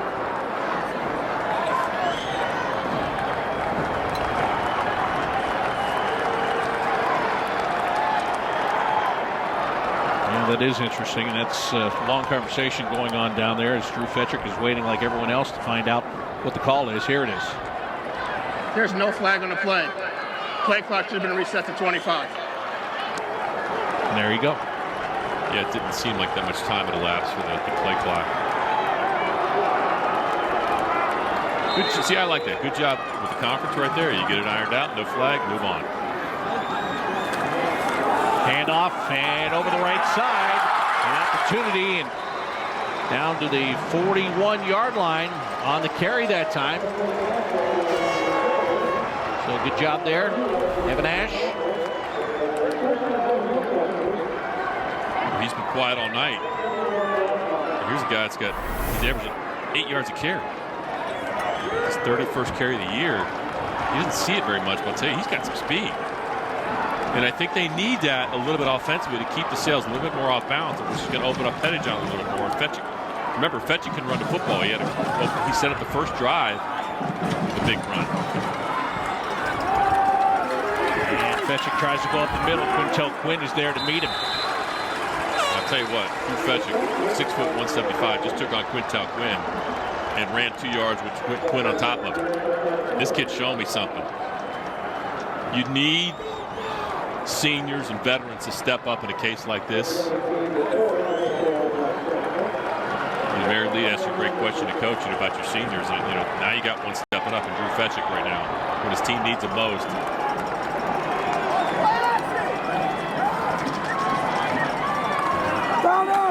Take the Pettijohn, Fetchick, and again he is met and dropped down. Matthew Stewart, what a tackle there.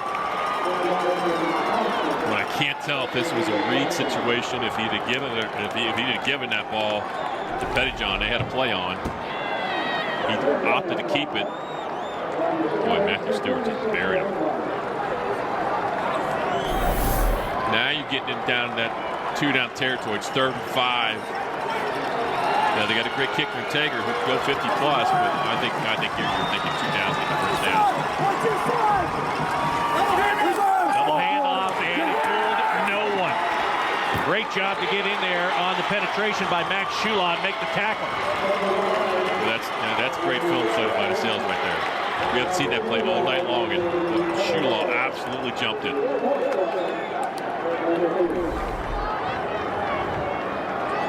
Excellent job staying home. I mean, he didn't fight the fake at all. Matthew Stewart there as well on the heels. Exactly play. Evan Ash had nowhere to go. Max Shula waiting for him. And that's tough to stop defensively. You got a double handoff in the backfield. It usually results in a pretty big play when you haven't seen it all game. 4th down and 8.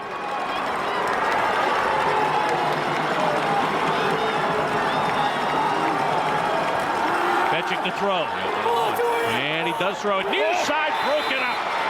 Jordan Johnson stepped in front of the receiver and broke that up. And it's a turnover on downs.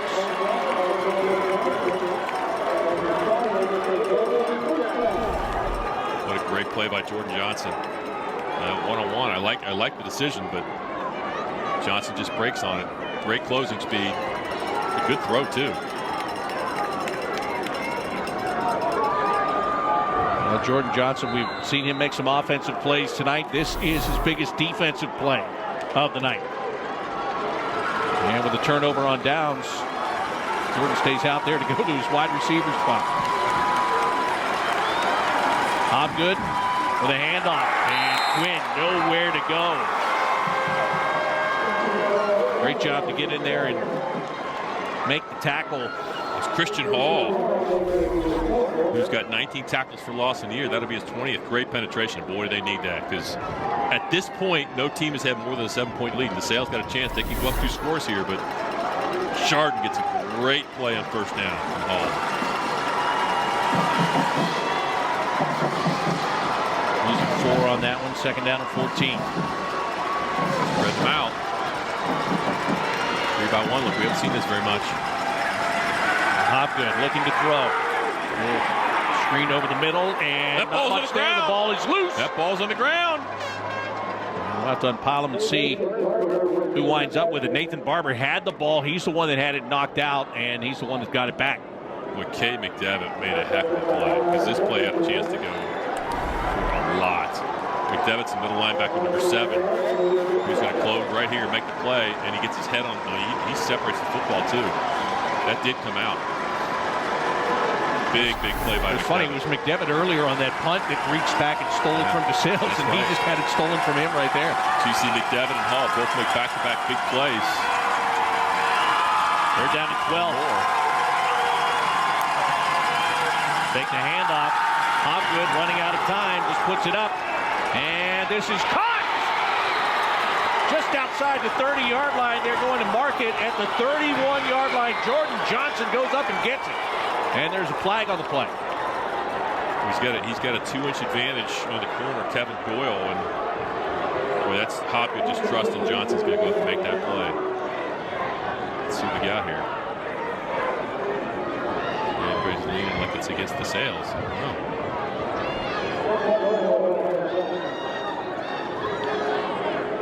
Charles Anderson with the call. Sportsmanlike conduct. Offense number 1. 15-yard penalty for an end of run. Still, first down. So we got the first down, but a little bit of taunting after Johnson made the catch on top of Kevin Doyle. But this is, Hobgood's on his back foot, but it's a smart throw because he knows he's got a receiver that can go up and get it. It was after the play right there. Who knows what he said, but a little bit of taunting. It's a heck of a play. I mean, he went up and get it. He almost scored there, but he kept his feet. Let's credit Kevin Doyle for a great job of being in coverage and making the tackle, because that could have been a much bigger game. So they put the ball back at the 46-yard line. First down and 10. And another huge third down pickup by Hobgood. Hands it off to Quinn. Bouncing to the outside. He's got a blocker. Here he goes. Turns the corner. First down, and is inside the 30-yard line.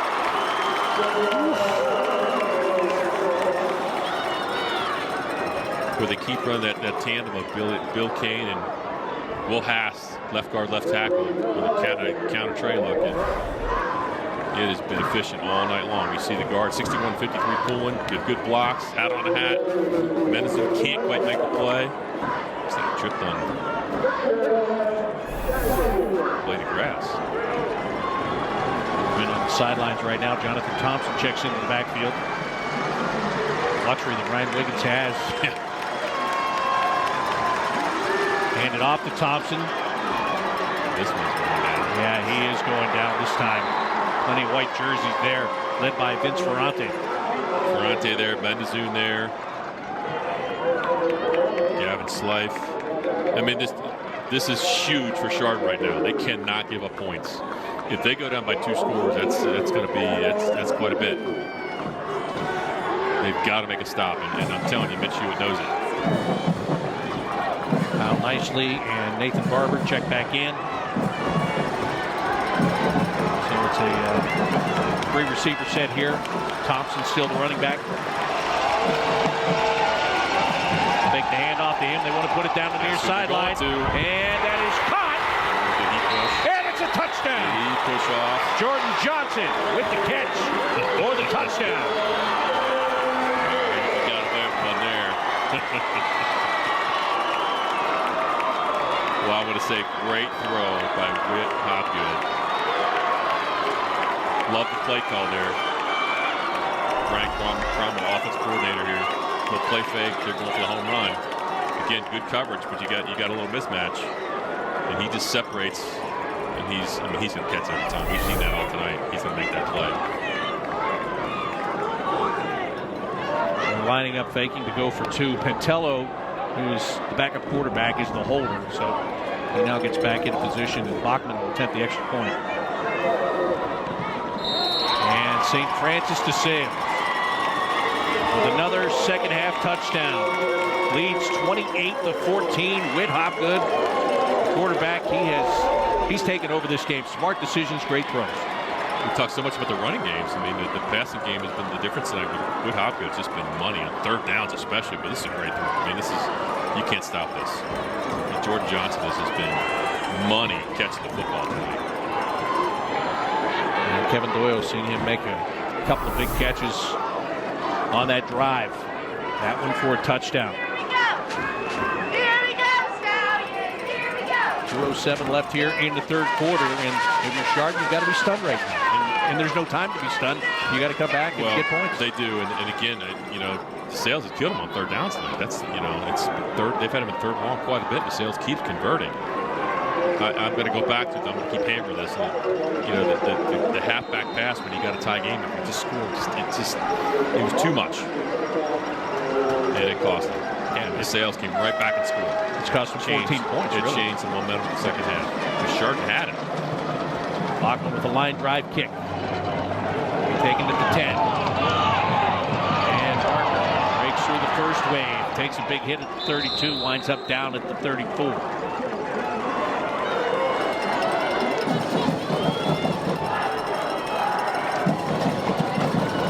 They're not out of it. They got to respond. You have to respond, and certainly is gut check time here for the Hilltoppers. Fetchick, let's get that offense going. I think if you're Chardon, if you can get it within one score with, let's say, 10 minutes left in the game or sooner, you'd be pretty happy. Fetchick will just run it himself. He's got a blocker, and he is tripped up on the far side of the field. Quintel Quinn with a great shoestring tackle. And also when you're down 2 scores like this, we're getting late in the game. It's for sure 4-down territory. I mean, so you can run your offense. They got so many different ways they can hurt you. Evan Ash, had a nice carry last series, so you can really mix it up here. And just be patient because you got plenty of time.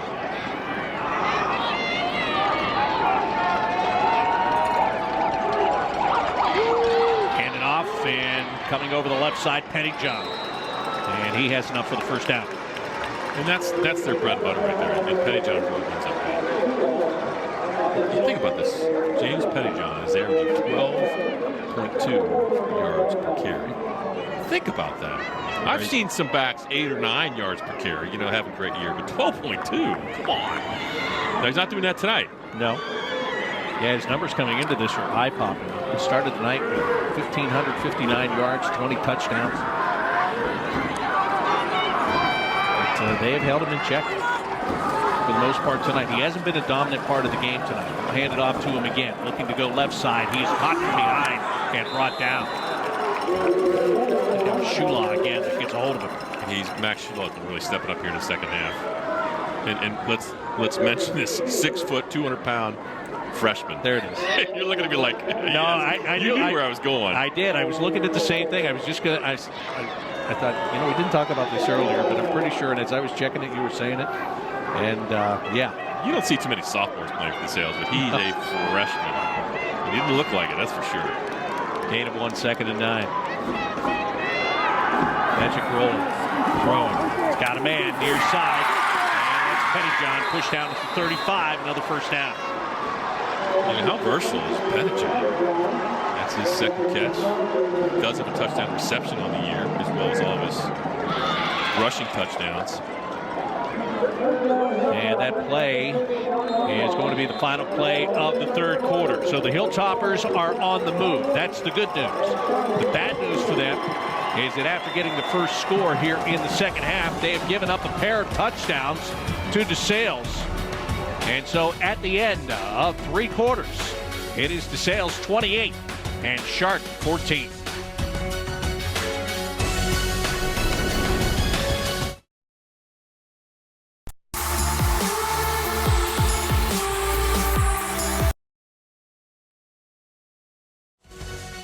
Welcome back. Stallions up 28-14 in this Division III title game. Star running back Quintel Quinn with 3 touchdowns so far on the night, and he's playing for more than just a championship tonight. He's playing for his younger brother, who he lost last year in a very tragic accidental gun accident.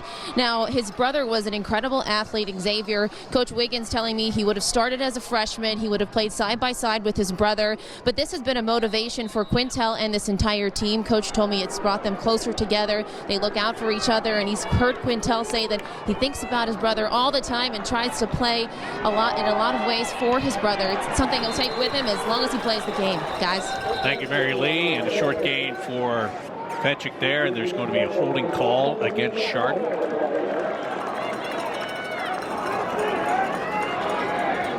So not only a short gain, but no gain. They're going to take it back 10. Holding. Offense number 73. 10-yard penalty for the spider foul. Still first down. That's on their veteran, Nick Fay. I'm going to say it again, though. You got 4 down territory, so you got to pick up a little bit more here. You got to get a big chunk on first down, but they've been effective moving the football in the second half. Last time they got into this spot, they hit Pettyjohn with a pass, and they got a bunch of that yardage back. So they've thrown a couple of passes to him here on this drive. They're going to throw it back across the get field. outside, he's got to Sean play. Carr, and he does get outside, and he's down inside the 25 and down to about the 22. Well, that's twice tonight they've hit the screen. They hit one for a touchdown earlier to Parker. And this one, Carr, he's going to pick the first down up. Another great play call. And a great job of Fetching, taking everybody with him. Going the backside screen. See Nick Fay with a nice block on that. That's right after he got called for the penalty. Yeah, he did have a nice block there.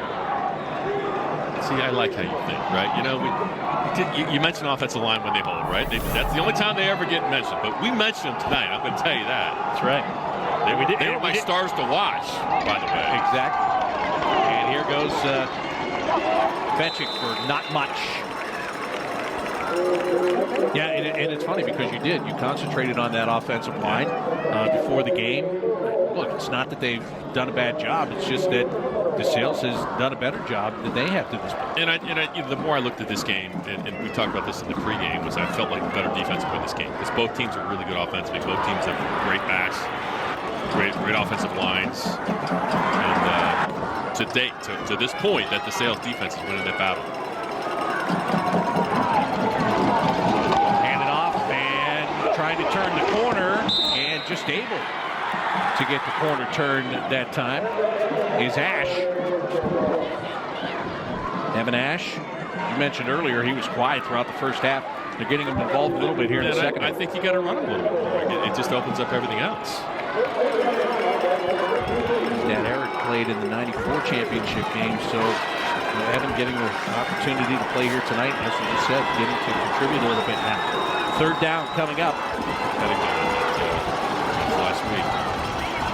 There he goes, takes the ball, trying to get to the outside. He will. He's got the first down and gets pushed down before he can get to the end zone. He's down at the 5.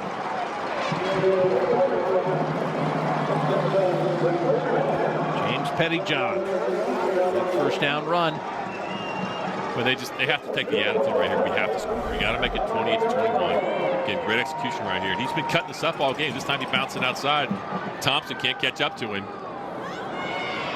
But they have to score here and make it a one-score game and get back in this thing. And you never know. See the numbers on the year for Pettyjohn. And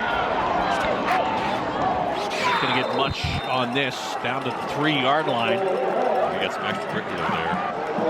Carr on the carry. There's a face mask, but there's no flags. Well, the last time they got down here, Carr was just smash mouth right to the end. And it took 4 downs. This defensive line for DeSales wasn't going to give it up an inch. Pettijohn and lined up on the wing here. Goes in motion, and he fumbles the ball, picks it up, and is dropped by Jonathan Thompson. Wow. Oh, it's twice in the second half. Fetchick and Pettijohn put the ball on the ground. Oh, wow. It changes the complexion of things now. Completely. Now it's 3rd and goal back at the 12-yard line. I mean, just...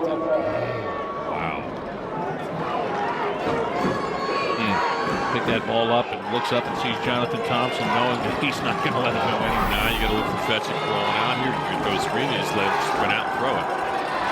And tries to tuck it away and gets dropped inside the 15. Beautiful. Just doesn't do a lot right here. Unbelievable. Yeah, that changes so much because if DeSales keeps him out of the end zone and gets the ball back, then they can go right back to work on the clock. It's one thing if it's a defensive making a tackle for loss, but when it's an unforced error like this, that's tough to swallow. Coach Hewitt, I mean, this is one you look at your play. I've been there as a coordinator, not in this situation, but in a crunch when you look at your play sheet and you just don't know what to call. And that's why they're calling timeout. It's like, what do you do? Because a field goal is just 8 minutes to go. It's not enough. So timeout on the field. 7:56 is what's left here in the 4th quarter. DeSales looking for a big defensive play to take down the Hilltoppers on 4th down. DeSales leading 28-14. Chardon about to go with a 4th and goal. Dave Bacon, Ryan Kavanaugh, and Matt DeRazio will break down this game, and we'll have more post-game reaction immediately following the game on OHSAA Championship Game Day. Stay with Spectrum News 1, your home for high school sports. Well, the problem right here is Coach Hewitt and offense coordinator Frank Hall. They've used their trick plays. They're gone, as far as I can tell.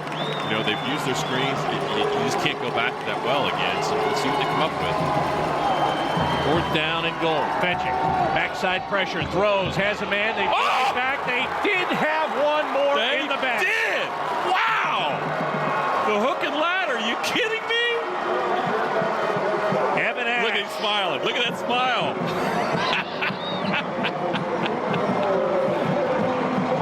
Evan Ash with the touchdown. Wow. What a play. What a time. Let's look at it again. I mean, what execution. I mean, it's just, you got to throw this on time. The catch and the flip is hard. And Mendezoon does a phenomenal job of catching it, flipping it quickly. I mean, I'm telling you, I've practiced that play as a coach. I mean, it takes some coordination, but to do it in this setting on 4th down when you got to score, whew, that's something else. An extra point away from making this 7-point game.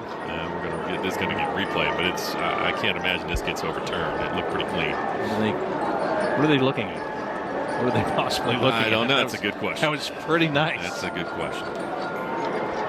But anyway, yes, here in these state championship games, you've got the replay for the officials to look at.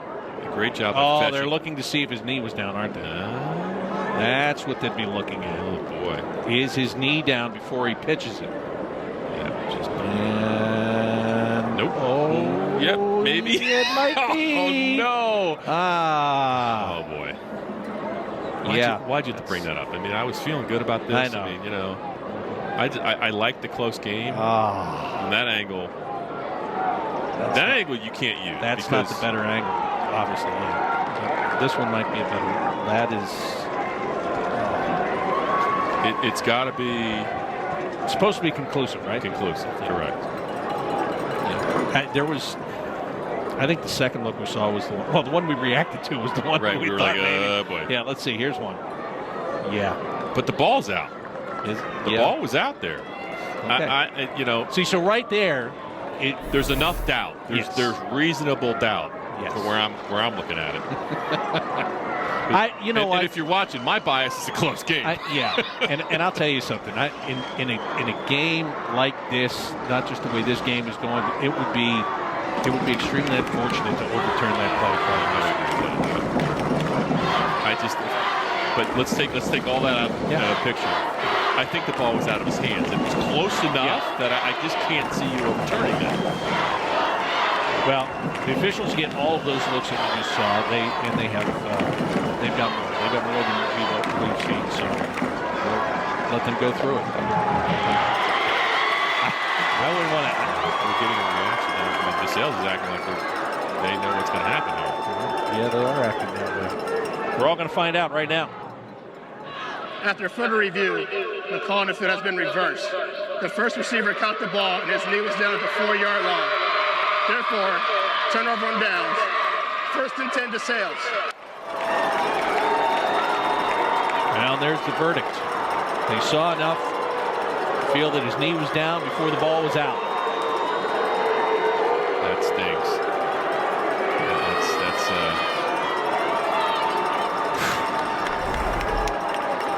Look at it again. And this is the angle. I mean, I would agree the knee hit the ground. But the question is, was the ball out of his hands? We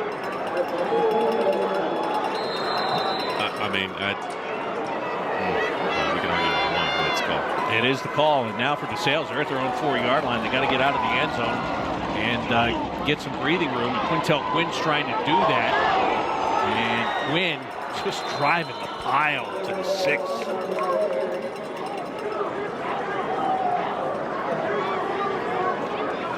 A huge play, huge turn of events. Just when it looked like Chardon had gotten themselves back to within a touchdown. The touchdown is taken away.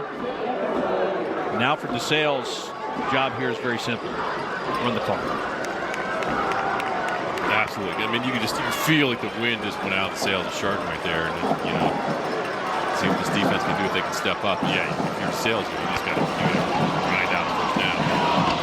And good job on the tackle there. Christian Hall coming off the backside. Christian Hall's quietly had a big night. Yes, he has. Well, and again, 19 tackles for loss on the year and 7 sacks. He's having a year. He's only a junior. 6'2" and 5. Just comes to the backside. He's just chasing this thing down. And that's just showing that, I mean, he knows Hopkins not going to be carrying the football at this point. So now it is 3rd down and 8. We've talked all night about the success DeSales has had on 3rd down. They would love to have success and convert right here.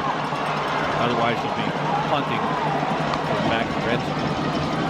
Overthrown from the end zone. Guess who? Gets it away and overthrows the intended receiver was Jordan Johnson. Couldn't get there. Well, Kevin Doyle's asking for offensive pass interference there. I mean, I will say that Jordan Johnson has been quite physical tonight, and I like that on the young receivers. But he's gotten away a little bit. Oof! Well, I tell you what, Hopkins took a shot there. Yeah, more importantly, just got it out of his hand. He did. And wisely. So now, punting from the end zone. And getting it out and getting a little bit of a bounce there to the 36-yard line. Good job by Nathaniel Wallace-Dillon. You're deep in that end zone as a punter. You don't want to make any mistakes. And he got it up the field as far as he could. Well, Chardon's getting another crack at it. 6:17 to go. They got time. They do. And this is where they have to, as you said, it takes a wind out of your sails. Well, after that, after 3 and out, you got to come back with some energy here. It's must right now because there's 6 minutes and 17 seconds left. If you're not going to grab hold of it right here, it's going to be the end of the night. Well, they've had their opportunities. I mean, when this game's over, if they don't pull it off, they're going to know they had their shots. Patrick looking to throw. Plenty of time. Puts it in the air. Wide open catch and a touchdown. Just like that, Chardon is back on the board. Blake Parker with the touchdown. Again, Parker. Well, just when you think they're dead, I mean, that was a quick score. They get the ball, but the defense gets a stop. They get a short field, and they're going wheel route to Barker. They ran a post to take the safety out of the way to pull the corner. And Barker's up the sideline untouched. Hello. Got a ball game. I tell you what, this team has shown me a lot of heart, because they've had numerous things go against them in the second half, and they're fighting to stay in this thing. Yes, they are. Nathan Tager makes it 28-21 with the extra point. Well, Barker's got 2 touchdowns tonight. He would have had 3 if a kick return hadn't been called back. That's a good point. That's a good point. Hey, let's give some credit here to Drew Fetchick. That's a heck of a throw. When he first threw it, I thought he overthrew it. That ball was right in the money. Barker, another one of the seniors on this team. I mean, when you look down this lineup, I mean, it's senior. They're all playing in their last game here tonight, and you see plays like that, they're all playing like they're playing in their last game. They are not going to go quietly here. No, and they're not, and that's what I want to see. It's, you know, I just, these guys have worked so hard to get here, and they're making plays down the stretch. And how about Drew Fetchick? That's 2 touchdowns in the air and 1 touchdown on the ground. And he's shown a lot of leadership here in the second half. And now it shifts back to DeSales. They just had the ball and had a 3 and out. And they didn't have field position last time to really do much with it, but they got to get some field position here and not only burn some block, but I mean, ideally, the way the game's going, we probably got to score 1 more time. 28 might not be enough. Tager ready to kick off to Quinn.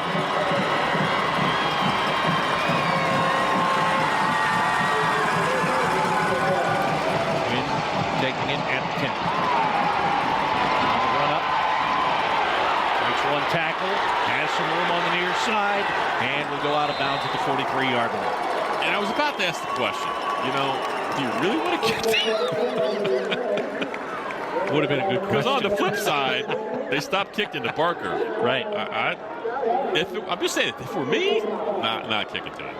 He's done enough damage. Yeah, and again, that's a nice return, because Chardon had a man that had busted through. He was coming down there even when he caught the ball, and he just made that man disappear.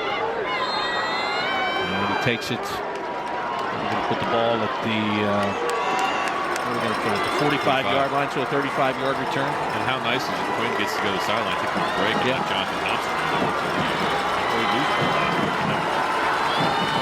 much at all. Barber in motion. They hand it off to Thompson, and Thompson can't go anywhere. There's a flag on the play and a drop for a loss.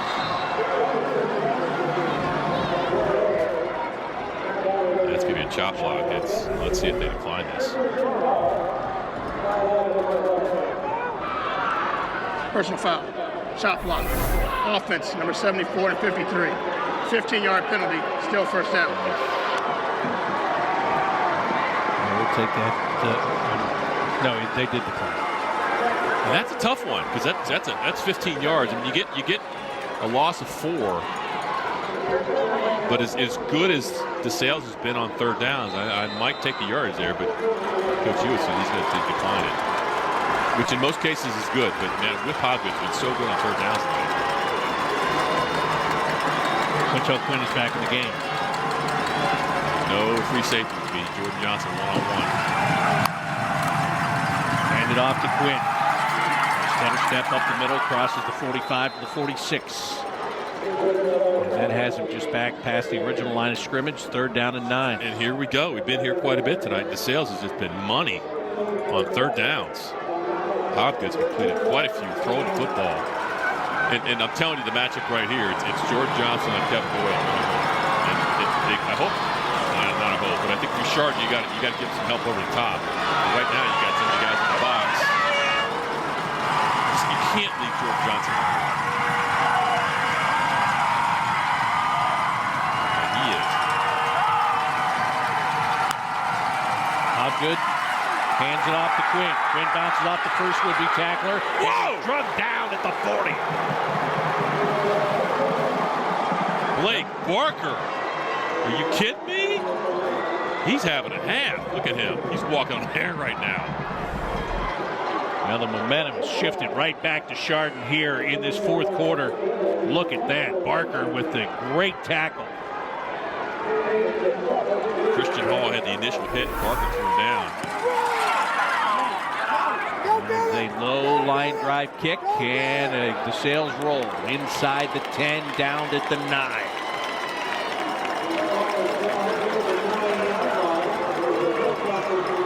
So Chardon, just when they looked like they were done here in the fourth quarter, they came back. They thought they were on the board with a touchdown. No, they took that one away because the knee was down. So they said, guess what? Chardon didn't even blink. Barker, wheel route, touchdown. And, well, I'll tell you, it's just changed everything. It quick bounce back, change of momentum. And Coach Hewitt, he's like, you can see the energy in him. And guess what? They got what they want. They got the football on their own 9 with a chance. 4:17 is a lot of time left. They're down 7.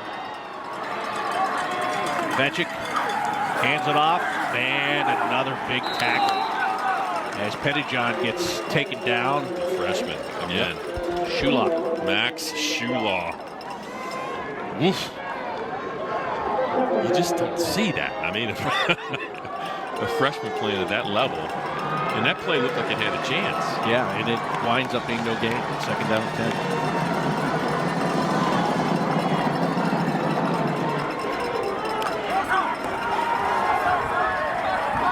Chardon's no hurry. They're bleeding this clock down.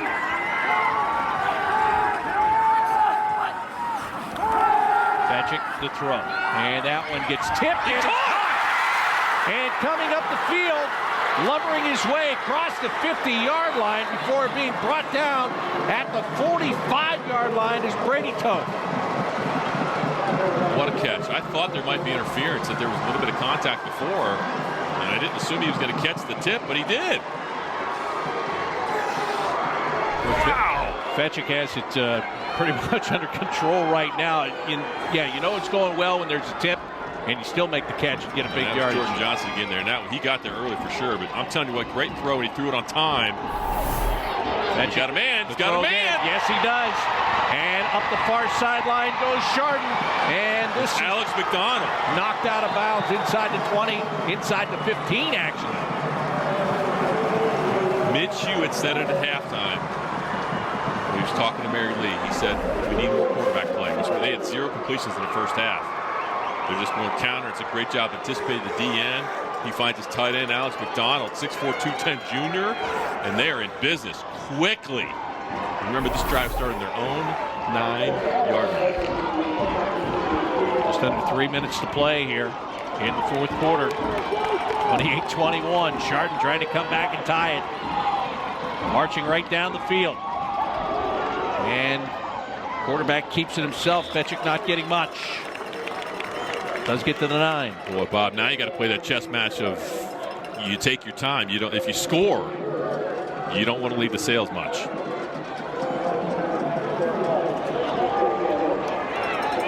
What a game this has turned out to be. And momentum swings have, well, they've been massive here at times. Yes, they have. But I will say that the DeSales defense all night long has been very stingy inside.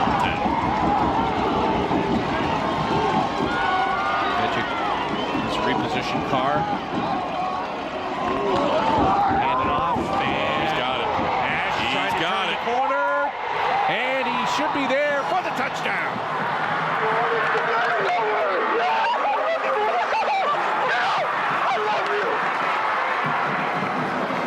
Well, Evan Ash, he thought he had a touchdown earlier.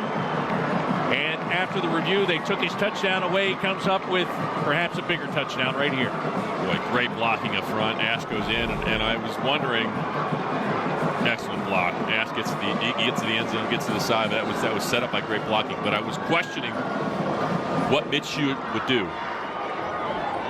Do you consider going for 2? He put a 1 up right away. He right away would kick the extra point.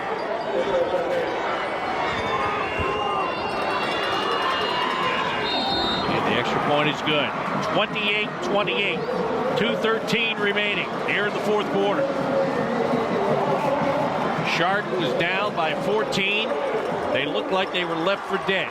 The only ones who thought that wasn't the case, them. As they have come back with a resurgence here to tie this game. See Mitch Hewitt on the sideline. He's got a little confidence right here. But great job there by Matt Klosky with an excellent block. And a host of others on the left-hand side. Look at the blocks right here. Sean Carr as well. Carr and Klosky with the great blocks, and Ash gets in the end zone. You can see that. And that Chardon sideline is red hot right now. here's a little bit of irony. Well, first of all, are they going to kick it to Quinn again? We talked about that on the last game. Listen, no. But here's what's ironic. You and I talked earlier in the week, and you were all about special teams in this game. And depending upon what DeSales does, if they can get themselves into field goal range, that could wind up being a big factor. Well, Bachman's 9 out of 12 on he was 9 out of 13 now because he missed one earlier. He had plenty of legs. He's got the legs, so they have the ability. As a matter of fact, both teams have the ability to kick a longer field goal, which could go the other way. You're right. We might as well just go there, right? Let's just go there. Sure, right why now. not? Yeah, let's just go there. And they're going to kick to it. They are, and he's going to let it go. I don't know why he let it go. If I were him, I'd have caught it. But if I were me, I would have kicked it. I know a lot of head coaches that would not kick to that young man. Well, they'll take it at the 20. Well, now, really, I would say for the first time, DeSales is a little bit stunned right now, don't you think? Absolutely. They are. And they've got to get settled in offensively because it seems like it's been forever that they put a decent drive together. They scored twice in the third quarter. Quinn had the long 60-yard touchdown run, and Johnson caught the touchdown catch. But since then, they've been very quiet offensively. And by the way, Quinn's not in there right now. Thompson is. Fake the handoff to him. They want to throw. Hopgood with time. Down the middle he goes. Well, that's going to be and it is picked off at the 45-yard line. That's Soka. Nathaniel Soka. Are you kidding me? Couple of flags at the end of the play. Nathaniel Soka turned out to be an easy pick that did not have the air underneath it. They put a safety back there. I mean, they played a lot tonight without a free safety. This time they put it back there, and Hopgood has been so good tonight. That's one you can't throw into a safety over the top.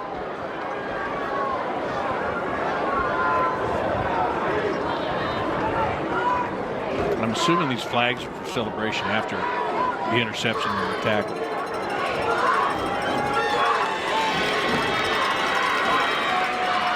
Dead ball. Personal foul. DeSales. Oh, I'm wrong. 74. Dead ball. Personal foul. Chardon, number 9. Those penalties offset. First down. Okay, let's play. All right. Now, here's his throw again. Plenty of time. We're going for the home run, which again at this point, like you said, I mean they're ill-advised, really ill-advised right there. Wow, Chardon. Not only did they come back from 14 down, they got the ball, a chance to go win this thing. Just over 2 minutes to play. All of a sudden, DeSales hasn't been able to stop this Chardon offense. Chardon to throw. They go up top. He's got a man, and there's going to be a flag and interference. It's going to happen. It's been going on all night, and Johnson's been physical, but they're going to get him this time. Right at him. Pass interference. Defense, number 1. 15-yard penalty. First down. Pettyjohn was the intended receiver. And again, I'm going to be careful here. He's been physical all night, and I like it, but you could argue that one either way. That's pretty good coverage, but he pushed a little bit.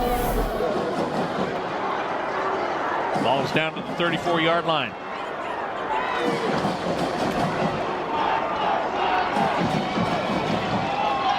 Well, you mentioned this. Field goal kicker either way could do it now, and now it might be Tager that gets the opportunity. Well, and I think again, and now Mitch Hewitt's got what he wants because he's got the football. He can choose the clock here. I mean, you can chew a lot of clock. You do not want to give DeSales a chance. Whether you kick it or score a touchdown. Hand off and good tackle there. Evan Ash got hit right after he got the ball, threw him off balance. And they've really used a lot more of Evan Ash in the second half, and he's got a touchdown. He's making some big plays.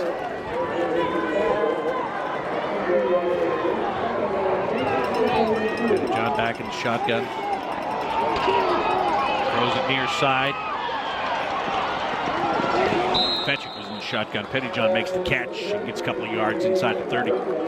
So Nathan Tager, the kicker, perfect on extra points this year. perfect. 62 out of 62 coming into the game. 4 out of 5 field goals on the year, and he can kick it 50 plus. So the ball's in the 29. That's a 47-yarder. They're in range. And the way this game has gone, I bet you Mitch Hugh would he'd take a field goal opportunity at any point, but certainly he'd like to get a little bit closer.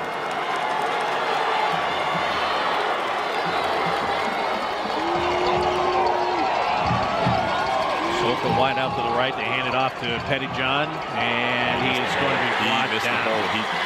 He'd been cutting it up all night long. He bounced it earlier, and you can't bounce it twice against Jonathan Thompson. Not happening. But here we go. It's going to make it even longer. It's a 4th down play, and we'll get a timeout called by DeSales. You're looking at about a 49-yard attempt right here if they would do it.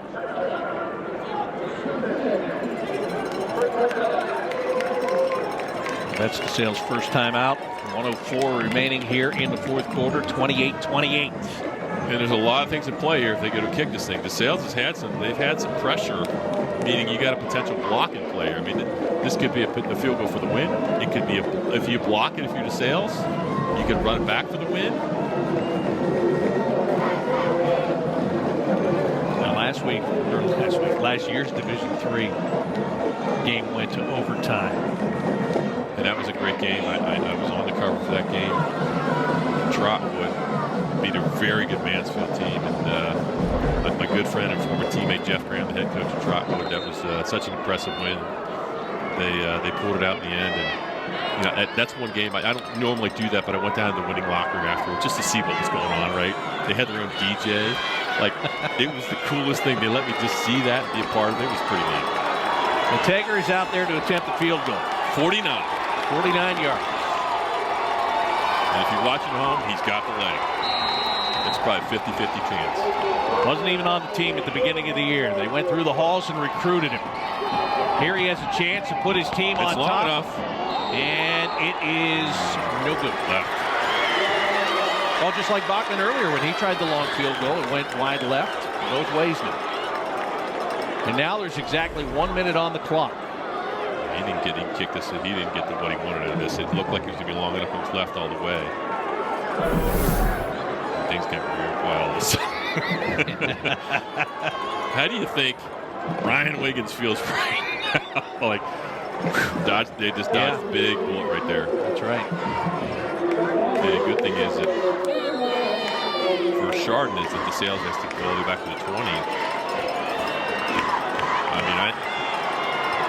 You don't want to throw the football here for what just happened. Where's Quinn? I mean, you got to get the ball to Quinn. Now he's there. They are going to throw it. They throw it to him and try to get him up the near sideline. He dives out of bounds at the 30-yard line. That's a good heads-up play to stop the clock. Well, and I say don't throw it, but that's a safe throw. And that's given a lot of credit to Hopgood because he's had a great night with the exception of the last throw. Quinn looks a little shook up there. Took a hit in the chest. Yeah, I don't know if he's banged up because he's been out a little bit. There was, go back to one run earlier where you said it looked like he tripped over a blade of grass. Yes. It looked like I thought at the time maybe he grabbed something there a little bit. So maybe he's not 100%, but he's been well enough to play most times. But in any event, that is a first down.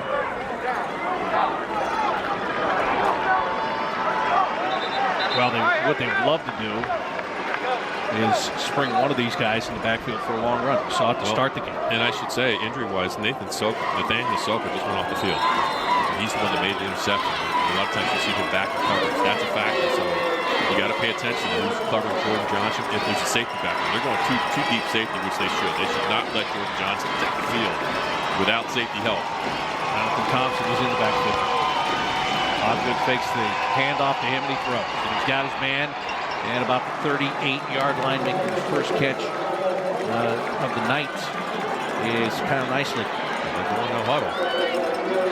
Spike it, yep. Stops the clock with 38 seconds left. Well, as we talked about, DeSales got a very good kicker as well in Baughman. So, You got to trust your quarterback here. You're probably 2 to 3 completions away from being in field goal range. Quinn comes back from the sideline. So your playmakers here, Jordan Johnson, who's been having an electric night offensively, but they're going to double him up as they should. Maybe another screen for Quintel Quinn. Just a straight handoff, and Quinn's got the first down. Out to the 42. And that stops the clock, so you got a chance to call play. And with the defense that Chardon's playing, you want to throw it underneath and let your guys break tackles and make a play. They're not going to give you the downtown pass. Go to the near sideline, overthrows Barber, incomplete. And that's okay. That stops the clock.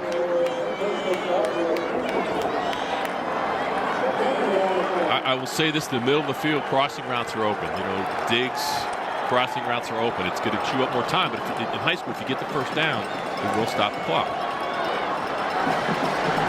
And DeSales, of course, still has 2 timeouts left. So you got 28 seconds is a lot of time. Excuse me, 21. And you still got probably 3 to 4 plays, so you don't have to force it down the field.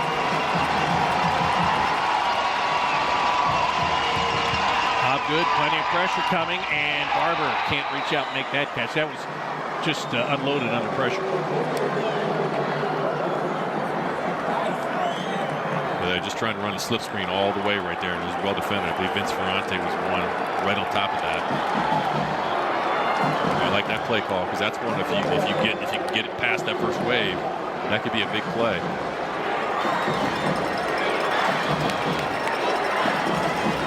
18 seconds left, 3rd down, 10. Well, you got a 1 high safety now, and that means you got handed off to Quinn, and he gets up over the 45 or 46. I think Ryan Wiggins is thinking overtime at this point. Yeah, they called timeout.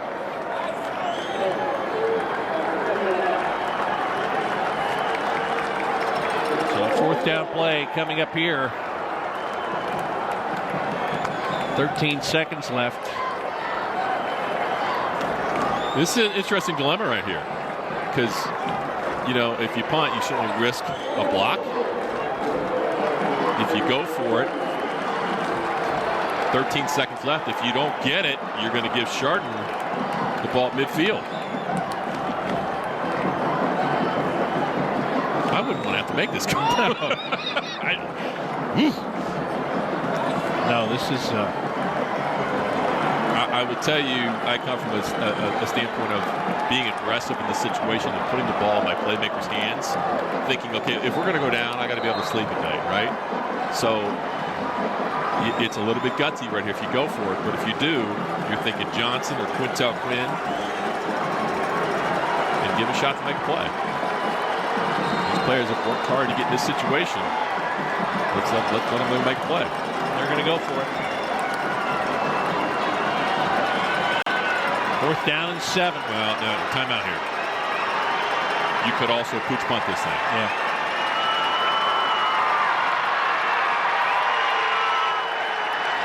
Hobgood looking to throw. Still looking. Sends it downfield, out of bounds, incomplete. Turnover on downs, 5 seconds left.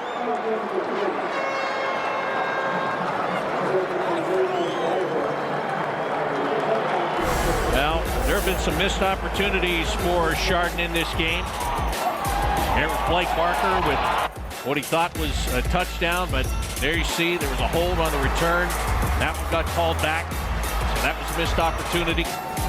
Later, they thought they had this touchdown, but a knee was down before the ball was flipped back, so that took away that touchdown. And right now, here they are, 5 seconds left. Tie game. So I said earlier, I didn't think he had any plays left in his bag of tricks. The question is, do you want to use one here and go for it with 5 seconds left, or you save that for overtime? I'd use it. The way this game's gone, there's timeout called by Chardon before the snap.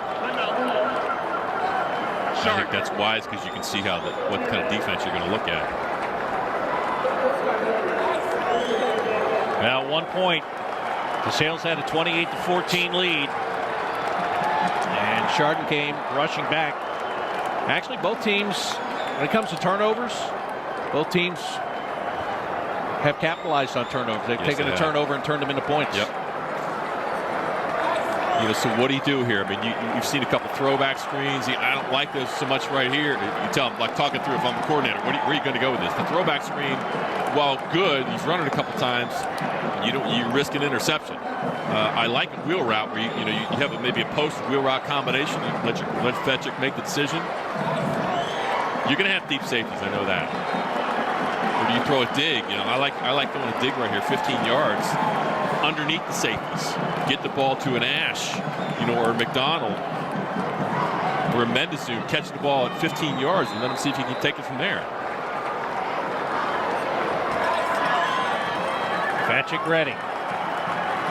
Sends a man in motion, throws it to him, and that one not going anywhere. And that will end regulation.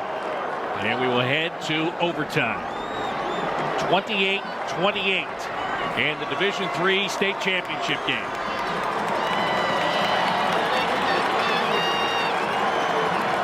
Now let's take a look at this fourth quarter and what we saw here. And Greg, what we saw was, again, points taken off the board, then put right back on the board by Chardon. Yeah, the little hook and ladder, which was so pretty on fourth down, but they came right back, and Blake Parker gets him to within 7. And Evan Ash, game-time touchdown. So they come from 14 down in the fourth quarter, tie it up, and here we go overtime.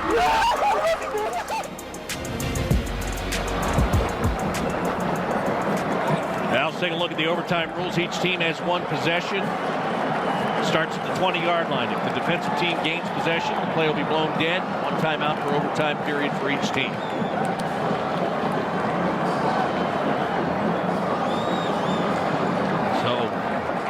Should prove to be interesting. It's going to be very interesting because you asked the obvious question, who's got momentum? Well, that's easy right now because Chardon does. They scored 14 points in the fourth quarter. DeSales has been very quiet offensively, and who's really been quiet is Quintel Quinn. And again, we question, is he 100% right now? But now's the time when you need to be 100%. Well, let me ask you this question, because you touched on it earlier in the game. You said it wasn't a factor, but does the two-way play factor into this point? It could. It certainly could, but I think they've done a good job of spelling their guys. I just think with Quinn, he doesn't look like he's 100%, but this is where, is the legendary Earl Bruce used to say, everybody's expendable. You got to come up with plays right here, and it's just you got to gut it up. The stats are relatively even by the end of the game, and the passing yards, Chardon 249. That's all in the second half. They had 0 at halftime, so they've really come back in the second half throwing the football, which is what Coach Hewitt wanted. So it's really kind of a dead heat right there, which is why the scoreboard shows 28-28. We don't get that a lot in championship games.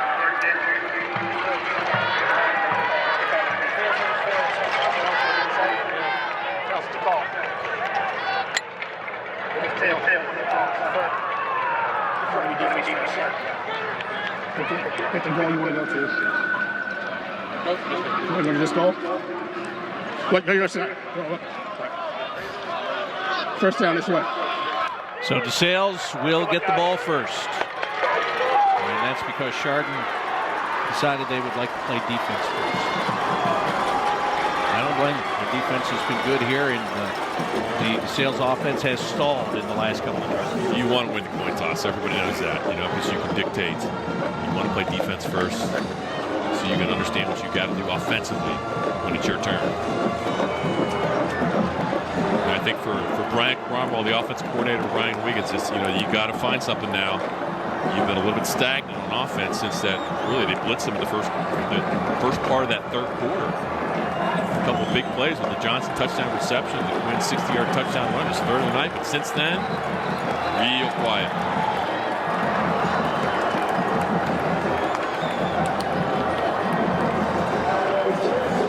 So there's the DeSales offense going to the 20-yard line. It's where they get 4 cracks at it. Chardon defense filling in.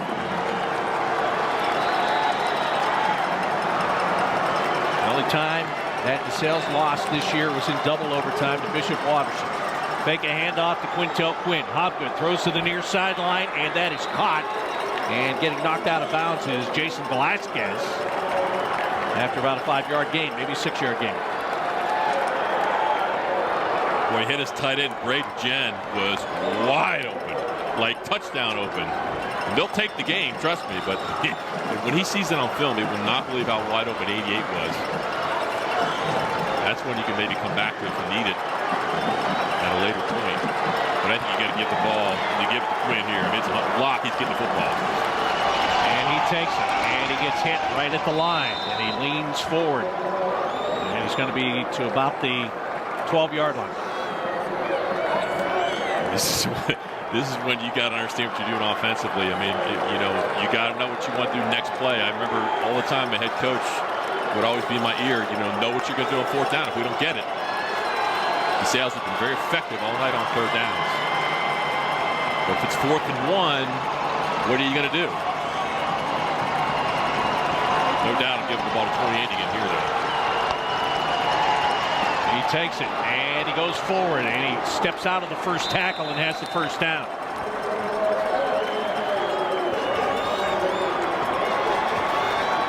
Spot the ball at about the 9-yard line. You can just tell by the body motion, the offensive line, and Quinn, this has been a physical game. This has been an absolute slugfest.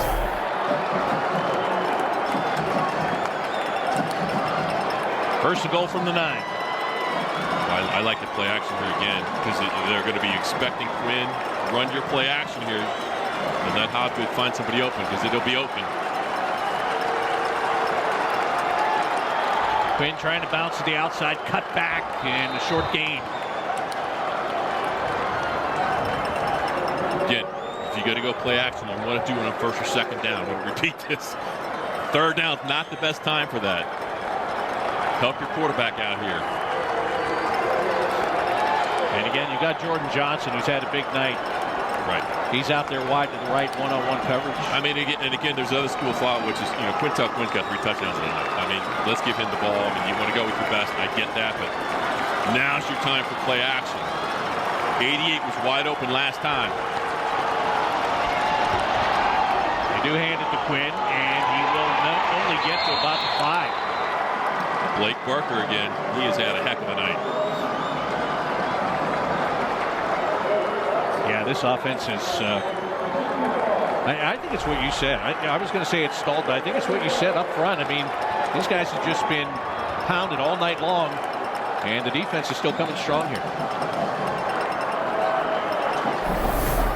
This is not the 3rd down you want. No. And you can see that there's, you can't really see it right now. We can see it from up top. A lot of confusion here. The clock's running down. You got to call a timeout to make sure. You want to make sure of this play. There's a timeout. It just took too long. So they do get that one timeout. Timeout. DeSales. Yeah, there were guys coming on the field, going off the field, and you got to get this play right.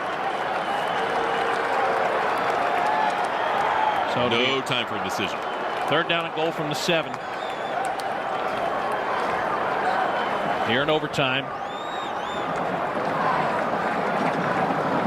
Well, that success they've had on 3rd down all night, they need to continue it right here.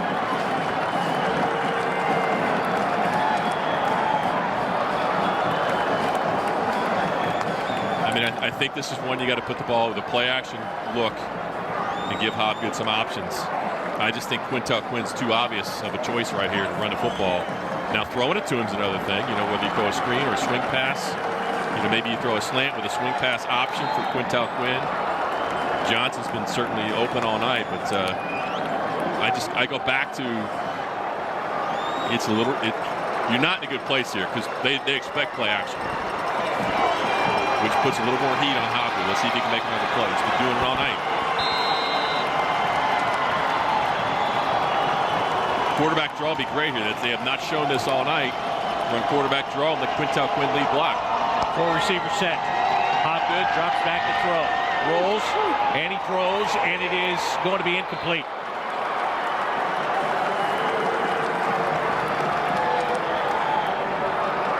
Evan Gardner got some pressure. force him to left. I can't tell if he was designed for him to roll left or force left, but they were trying to throw the ball to Quinn, and it just wasn't there. So Bachman will come on to kick the field goal.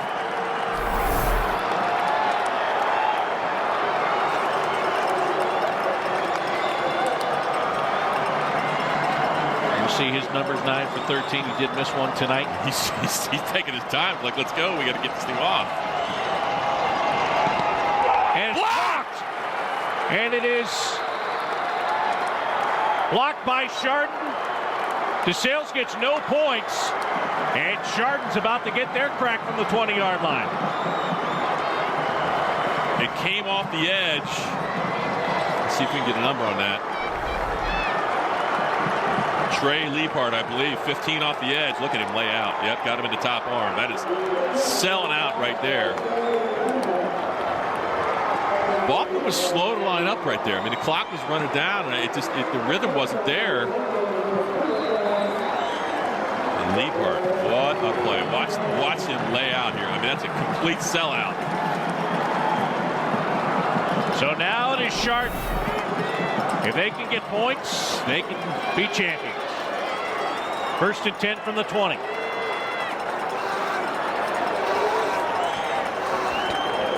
Handed off. Carr. Not much there for him. Shula comes up to make the tackle.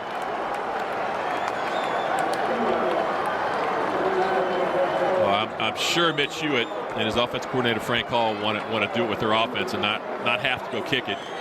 We talked about Tager. He's been great all year, but he's got a missed field goal in his mind at last one he missed.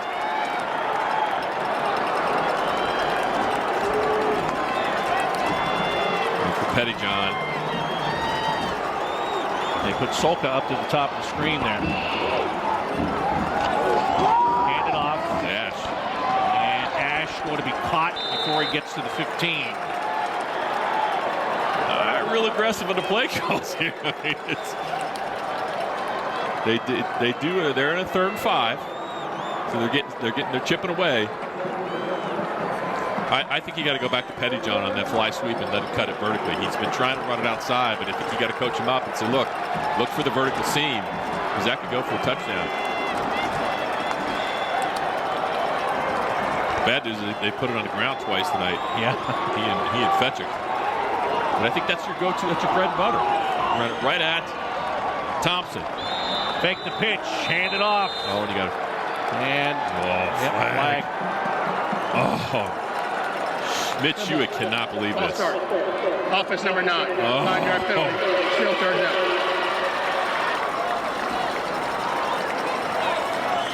Receiver jumped a little bit early.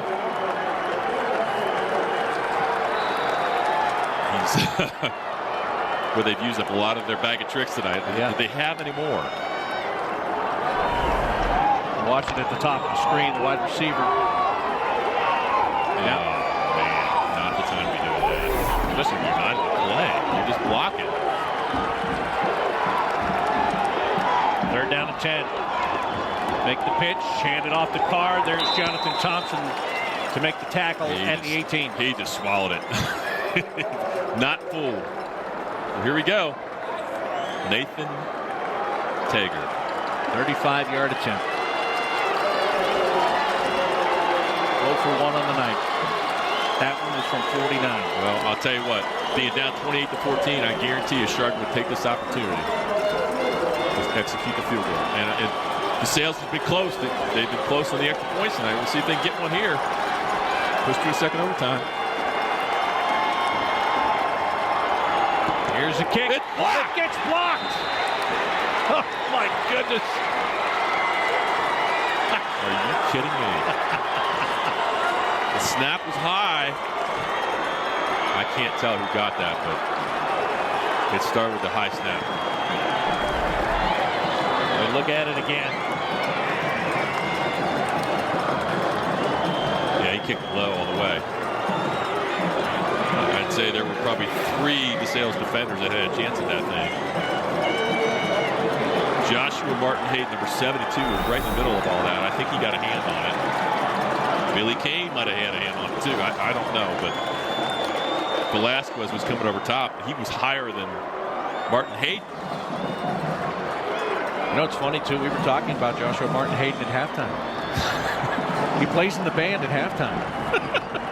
He grabs a horn, he marches in the band at halftime, and here he comes in overtime with your season on the line and has a hand in blocking the field goal. And he participated in the band at halftime. Yes. That is, what a story. Yeah. What a story. Yep. Well, I've watched a lot of football in my days. I've never seen an overtime like this. Let's just put that out there. With 2 blocked field goals that could win it. So now Chardon will get the possession to start the second overtime. They got to run their offense. I mean, they were a little tentative last time. I think they were relying on the field goal. When they're calling aggressive plays, they're fine. And this is going to be for a short gain as Fetchick holds on to the football. And Max Shulaw again, along with Velasquez.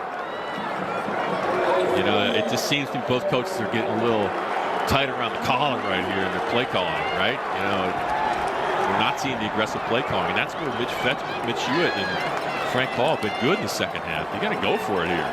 Good go tomorrow.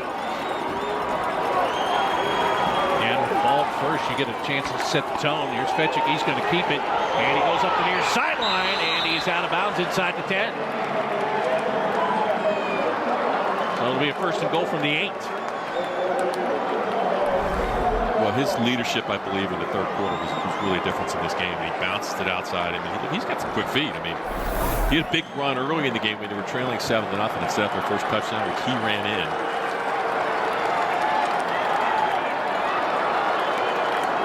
Can this defense shut them down 3 times from the 7-yard line where they placed the ball? They've been stingy all night inside the 10. Fetchick wants to throw, and he does, and it is incomplete. But Quintel Quinn cut right underneath Pettijohn at the last second there.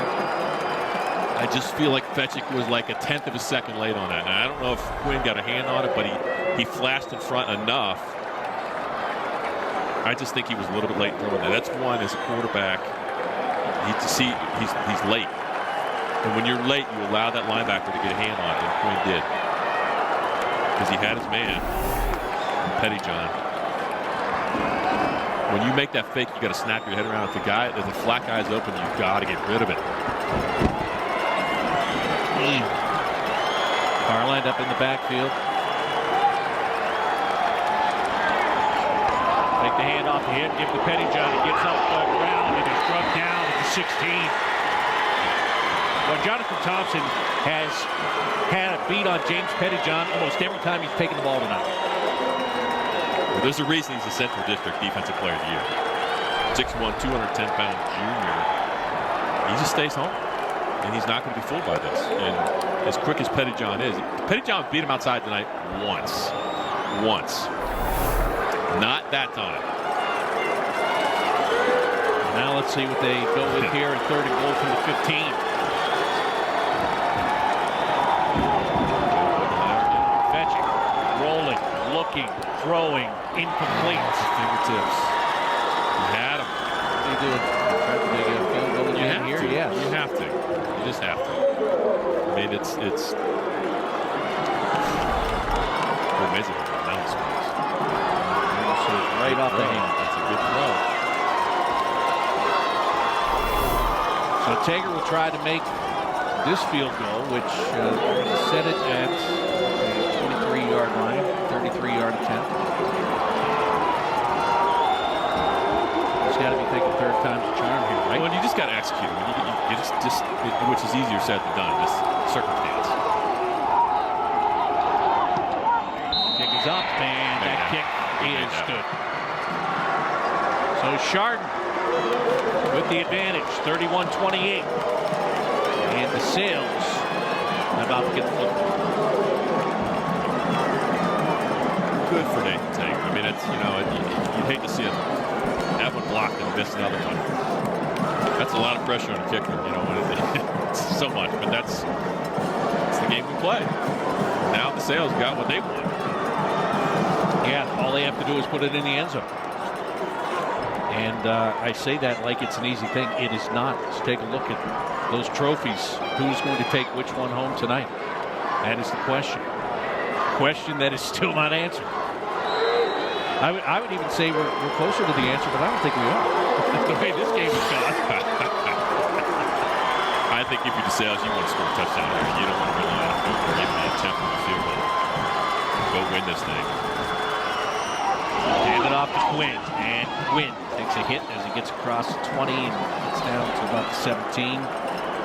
I like that action right there with Thompson in motion. I'd like to see him give it to Thompson and get to the outside.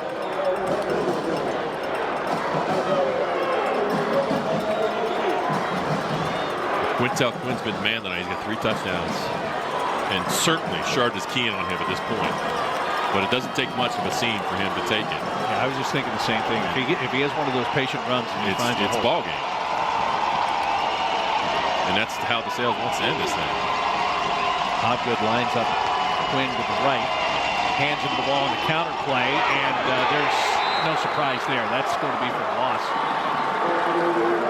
Great job to come up in. Brady thought he's had a heck of a night.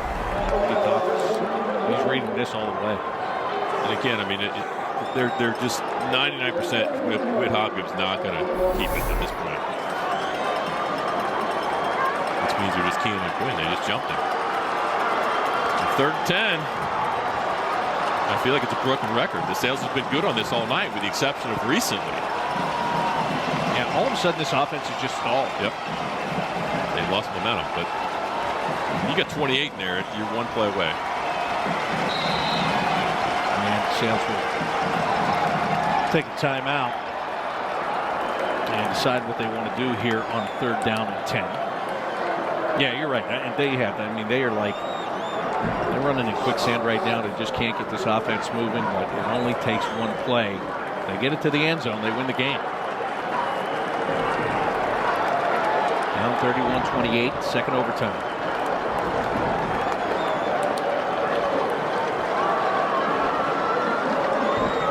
It's been some kind of an interesting game tonight. DeSales started with an electric play, only the 2nd play from scrimmage until Quinn streaking down the sideline. 74 yards and a touchdown. The history of the D3 title game. Last year was the first time it went overtime. Trotwood won over Mansfield 14-7. This is the first time we've gone multiple overtimes in the D3 championship game. And as you say, we may not be done yet. No, there's no guarantees. No guarantees. Put 2 receivers to the top of the screen. Go wide out the slot man.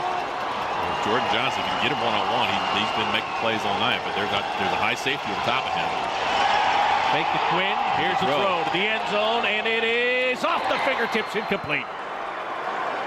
It was going to be tough to get the foot in, maybe, too, as it was along the back line of the end zone. A lot of pressure on Hobgood right there. The guy in his face, but even still, there was a safety parked right there. I mean, that's well defensed. Good pressure. The Christian Hall had the pressure. But Toth was back there all the way. What if you could just throw that shorter? I mean, we've seen Johnson making those plays all night long. We have a whistle for an injury timeout right now. DeSales goes back to the sidelines. And now you're looking at a 4th down and 10 from the 20-yard line. So a field goal attempt here would be 37 yards. Let's look at this overtime recap and see what's happened here. And first of all, DeSales had a chance for a field goal. It got blocked. All that meant was Chardon needed to score. They couldn't. It was blocked by DeSales. And then Tager, just a few minutes ago, kicks that field goal to make it 31-28. That's where we are. Now DeSales needs to make a decision here. They need to kick a field goal to keep this thing going. I'm not sure if there's a decision, really. I just think it's, again, like we said with Chardon, DeSales got to go out and execute this thing. They've been solid all year. I mean, Boffman, obviously he had the last one blocked, but just go execute this thing. Bachman's another guy that wasn't playing football. If you go back to the spring when everything stopped and there was a pandemic, he was out kicking footballs. And he came back and he said to Coach Wiggins said, I want to play. They said, all right. Well, let's see if he can keep the season going right here.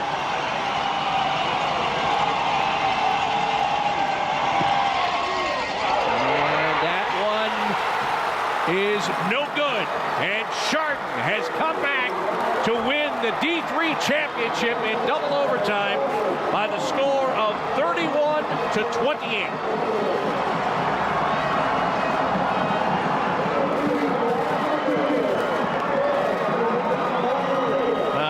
Comeback for the Chardon Hilltoppers. They were down 14 and they scored 17 unanswered. And in doing so, they win this game and they win a state title.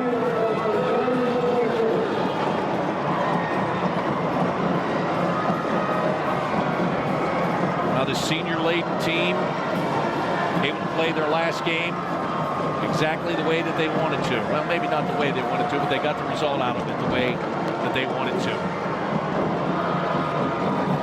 And Mitch Hewitt leads his alma mater to a state championship here tonight. Well, they started the fourth quarter down 14 points, 28-14, and they fought back to tie it. But they just, at that point, they kept that momentum into the overtimes, and they're going to emerge victorious. Well, there was a point after that touchdown that got called back on that hook and ladder where you thought they were done. Yeah, it just, the energy was gone. It was like it was over and DeSales was going to win, but they came right back, and it's really the character of this football team and the senior leadership is, why there's a big smile on Coach Hewitt's face right now. And the disappointment for DeSales, and again, their offense just went away. The further the game went on, the harder it got for them to play their offense, to get points. So Chardon, even though they were putting up those points and they came back from being down 14 on the other side, their defense played great. They shut down the DeSales offense. Well, that defense is both defenses are great, but coming in here, Chardon's defense, giving up 7 points a game, and they went up against a tremendous offense and a great running back in Quintel, who really looked solid all night long. But the deeper we got in this game, the more that Chardon defense kept showing up and kept making plays. And they did. And they made play after play after play, and now they're celebrating that culmination of plays in the middle of the field right now.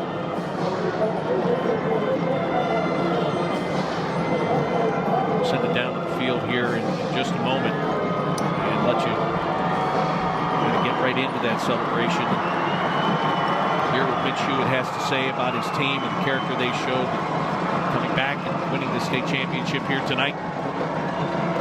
Again, so impressive. Every time you thought they were done, they were not. Talk about staying with the game plan. For the most part, that's what they did. Let's send it down to the field right now to Mary Lee Melendez. Thanks, guys. Coach Hewitt, congratulations. I see you're so overcome with emotion right now. What does this feel like to win the first state title since 1994? It's not just that. It's the year. It's down 14 in the fourth quarter. It's double overtime. Our message before the game was faith, hope, and love. And it was unshakable tonight. And these guys, man, wow. This was incredible to watch. Such a battle back and forth the entire time. And you mentioned this in a year of such adversity. You've had to overcome so much to get here. How much did it mean to you to never give up, and your kids, to see them never give up this entire season and now be able to be state champs? We break it down every day on never quit. And now for the rest of their lives, they're going to be state champs. I got to celebrate here. That message certainly resonating with everyone here. Congratulations. Greg, Coach Hewitt told us earlier in the week, when it comes to 2020, we have taken away all of the extra things you play high school football for. There are no fans in the stands to cheer you on. There's no homecoming dance. There's nothing except who wants to go line up in a parking lot and play football and play hard.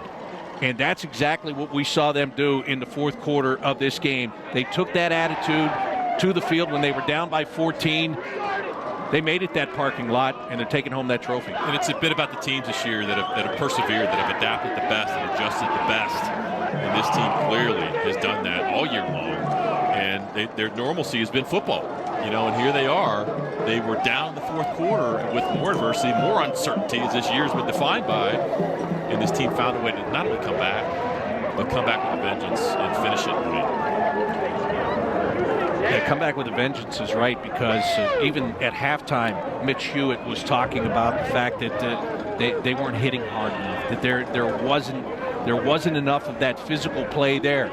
And again, when it looked like all was lost, that's when their physical play returned, and that's when they returned to the top of this game, and they win. And a lot of plays went against them tonight. That's the thing. They just kept coming back. I mean, DeSales, they took DeSales' best shot, but they kept coming and kept coming and kept coming, even when they were down 14 points. And you come back, it's 14 points against the DeSales football team. You're doing something. That's a great football team. They just beat both these teams capable of winning this thing tonight. But ultimately, in the end, Chardon stepped up and made the plays under pressure when it counted the most in the fourth quarter and in overtime. Yeah, and to go back to what you said at the beginning, you felt that the best defense, or the team that played the better defense, was going to win this game. Chardon in the fourth quarter, not only did they get the points, they played the better defense. Hands down, I agree. Well, let's take a look at just how this thing ended here in double overtime. This field goal attempt by Bachman. Look like he got a pretty good kick on it, just pulled it a little bit. I mean, it's a nice kick, and and I feel for him. I mean, he was devastated after the game, and but he's got to hold his head high, because that was a great effort by this team. They just came up a little bit short against a tremendous effort by Chardon, and it's not about missing a kick here. It's just that they've had a tremendous year, and that's what happens. You get in overtime in a state championship. One team's going to be joyous, and another team's going to be devastated, and that's part of why you play state football championships, to have a winner and have the runner-up. Yes, it is. And this Chardon team, as their head coach just said moments ago, for the rest of their lives, they get a chance to be state champions. Let's take a look at the final stats and the way it broke down here tonight. And, again, the passing yards really turned out to be big, because when Drew Fetchick needed to be the quarterback to lead his team to a win, he did. Well, Mitch Hewitt talked about that at halftime. He said our quarterbacks, we need more quarterback play, I think is what he said. And they had 0 passing yards at halftime. You end up with 249, so they really covered that distance, that gap that DeSales had on them in the first half. And the stats are, they're about equal at the end, which is, they probably should be, the way this game went, all the way to 2 overtimes. 2 overtimes. That's what it took to get it done here tonight. But when it's all said and done, Chardon is celebrating, and Chardon is the state champs at Division III. So congratulations to the Hilltoppers. They win this one 31-28. Tune in on Sunday for the Division IV championship game between Lake Catholic and Van Wert. Coverage begins at 11:45 right here on Spectrum News 1, your television home for high school sports. For Greg Fry, Mary Lee Melendez, and the entire Spectrum News 1 crew, I'm Bob McElligott. What a thriller it was here. Goodbye from Paul Brown Tiger Stadium, 31-28 in double overtime, the final.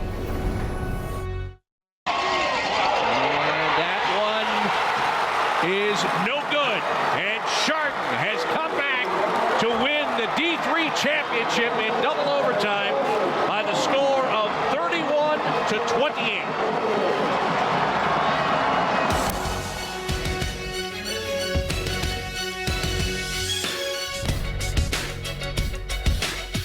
Welcome to OHSAA Championship Game Day as Chardon is celebrating the Division III state champs in 2020. They win it in double overtime, second state football championship in school history to go with their title back in 1994. Welcome inside OHSAA Game Day, Championship Game Day, along with Ryan Cavanaugh, Matt DeRazio. I'm Dave Bacon. Guys, what an outstanding football game, a great comeback by the Chardon Hilltoppers. Yeah, listen, we talked about how the first 4 championship games, 3 of them were running clock. The game last night was separated by 29 points. If it's possible to make up for all of that with one close game, we just saw it. When you have a championship team, you have certain attributes like a resolve, a refusal to quit, and just always trying to come back and stay in the fight, stay in the game. And when you have 2 teams that match those attributes, you have a game like we just saw. So hats off to both teams. Credit Chardon, down 14 with about 6.5 minutes to go. And like Coach Mitch Hewitt said at the end, never quit, never quit, never quit, and they didn't tonight, Matt. Yeah, the thing about it was we got a competitive football game, two teams battling out every play they probably had in the playbook, every design, thought about just about everything they could. You know, the double overtime, timeout here, should I go for two? All the things that all happened throughout the season all came to one game, and the most important game, the state championship. And Chardon just pulled it out, never quit. They found a way to win, and that's what true champions do. Without question, both teams left everything out there on the floor at Paul Brown Tiger Stadium. Let's take a look at the highlights. Things got going. Second play from scrimmage, Quintel Quinn, and he gets to the sidelines and gets going. What a way to start the football game for the Stallions. A quick 7-0 lead. Chardon answers on 3rd and goal. Drew Fetchick fights his way into the end zone to tie the game up at 7-all. It was 14-7. And here's the throwback from Fetchick, Blake Barker, and he takes off down the sidelines. Barker able to tightrope it, and he gets into the end zone to tie it up at 14. But guess who comes through? How about Quintel Quinn? It was tied up at 14. Quintel Quinn gets into the free, and he takes off, accelerates into the end zone. 21-14. It was 28-14. And here we go again, Chardon. And again, wheel route. And guess who? Blake Barker, second touchdown catch of the game. Gavin Slife finds the corner and gets into the end zone for the touchdown to tie it at 28. Both teams missed field goals. Actually had them blocked first overtime. Then in the second overtime, Nathan Traeger puts it through the uprights, 31-28. As we saw at the beginning, DeSales unable to convert their field goal in double overtime, so it goes as a 31-28 victory for the Chardon Hilltoppers in double overtime. There are the numbers. Yeah, really impressive what Quinn was able to do on the ground. And Fetchick, how about the second half? 244 yards passing, 2 touchdowns. He almost got to 100 on the ground running with 1 touchdown. And Barker, it's interesting when you come into state championship games like this. Sometimes the guys you expect to show up will, like Quintel Quinn. And then other times you get someone like Blake Barker, who you're not expecting to have a big game, and he does. And we kept asking ourselves, just as we were watching the game, should Chardon get away from what they're doing? They weren't having much success. First half, 0 passing yards. Second half, as you mentioned, 244 passing yards. They stuck with their game plan. They believed in why they were there and how they got there, and they just continued to pull through. And you look at the Stallions, only 2 losses on the season. Both came in double overtime, so 2 heartbreakers for them, and none bigger than the one tonight. Well, you mentioned those 250 passing yards. Drew Fetchick was the quarterback who accounted for those yards through the air for the Hilltoppers. Our Mary Lee Melendez has him back at Paul Brown Tiger Stadium in Massillon. Mary Lee. Drew, congratulations. What a leader you are out there on the field. What does it feel like to lead your team to the state championship in double overtime, nonetheless? It's unbelievable. We've been, since we were in 2nd grade, they can't say the same. We've been playing with each other since we were 10 years old, probably younger. And we're here and we did it, and it doesn't feel real. I don't know when it will. It just doesn't feel real. Coach told me that even when you didn't know if you were going to have a season, you guys still were working out and you would not take no for an answer. You were determined to come out and have the best season yet. So what does it say about this group of guys to be able to come out here and pull off this victory tonight? We've always known we were special, and we knew we could do it. And even when we were down, I was telling my guys, we're level. We're not too high, not too low. Because last year in the Aurora game regional final, we were too high and we lost. But just to come here and do this for the city and community, to bring the state championship back to Chardon, it's unbelievable. What do you want to say to Coach Hewitt? Just like all the coaches, they're just their hard work and their dedication to this team. It's unbelievable, and I'm so grateful to be a Hilltopper and we're state champs. I'm grateful for your time. Congratulations, well deserved. Thank you so much. Thank you. All right, guys, we need to point out that with about 6.5 minutes left, the Hilltoppers were down 14 in the 4th quarter. They had a touchdown on a hook and ladder that went into the end zone, reversed by replay because the knee was down, and somehow These guys didn't quit. It's an impressive thing, Matt Durazio. Yeah, David, that's a great call out right there. Right here, you're thinking, okay, we're going to get within a touchdown, and they call it, and they reverse it so you don't get it, and all of a sudden you can hang your head, hey, poor us, game might be over, only 6 minutes left. You see this wheel route, they came back, they cut it to 7, and they were believing, they were feeling like they had a chance. They knew they had a chance, and right here they tie it up. It was just a great effort there by Evan Ash around the corner. Yeah, and you talk about these programs, like we saw Kirtland earlier, and people like Mitch Hewitt, a alumni of Chardon, coming back. Evan Ash, he's like the running back that Mitch Hewitt said earlier in the year. I would love to give him 10 to 15 carries, but we've got Pettijohn, we've got so many guys running the ball. I can't give Evan Ash that many carries. I know he wants to have it more.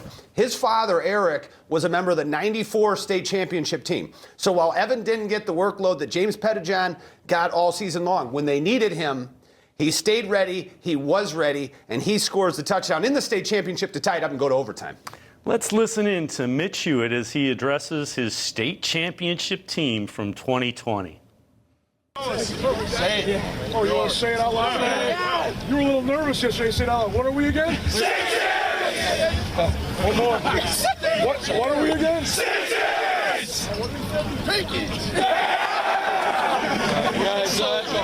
Guys, I woke up this morning and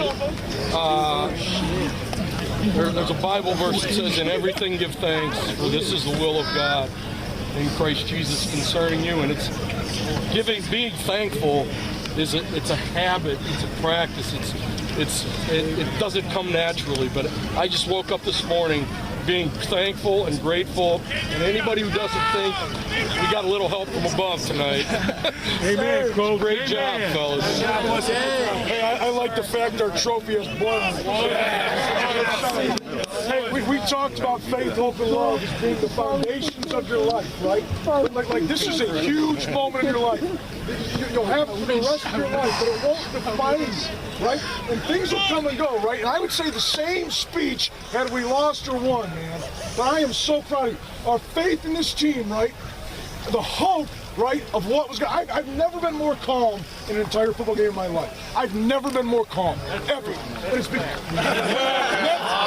I knew faith, hope, and love. And the greatest of them all, right, is love. And there's love in this huddle, man. There's love right here. There's a brotherhood. You awaken the graveyard, right? All week long, you have friends, call friends ahead, talk to in 10 years to talk about Hilltopper, to talk about Chardon. You got a community, and you can take this back home. I love you. Wow. No. We gotta lift you up, coach. Hey, fellas, be creative. Hey, Drew Fetching. Let's go, boys. 249 passing yards. And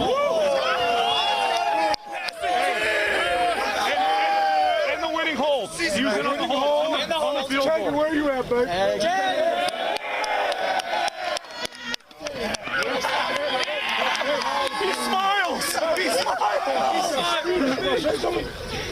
I'm just thankful to be here. Thank you everyone for welcoming me here for the first year.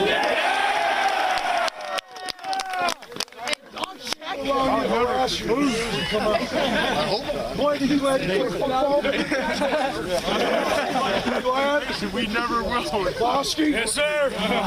Drew, break him down. Yeah! One last time. And guys, obviously, Mitch Hewitt, proud of his state championship team, as they showed the heart of the champions, coming back, scoring the final 17 of that game. I think Coach Hewitt just said that he's never been more calm during a football game. He was oozing intensity even after the game, so I wouldn't want to be on the sidelines with him when he's not being calm.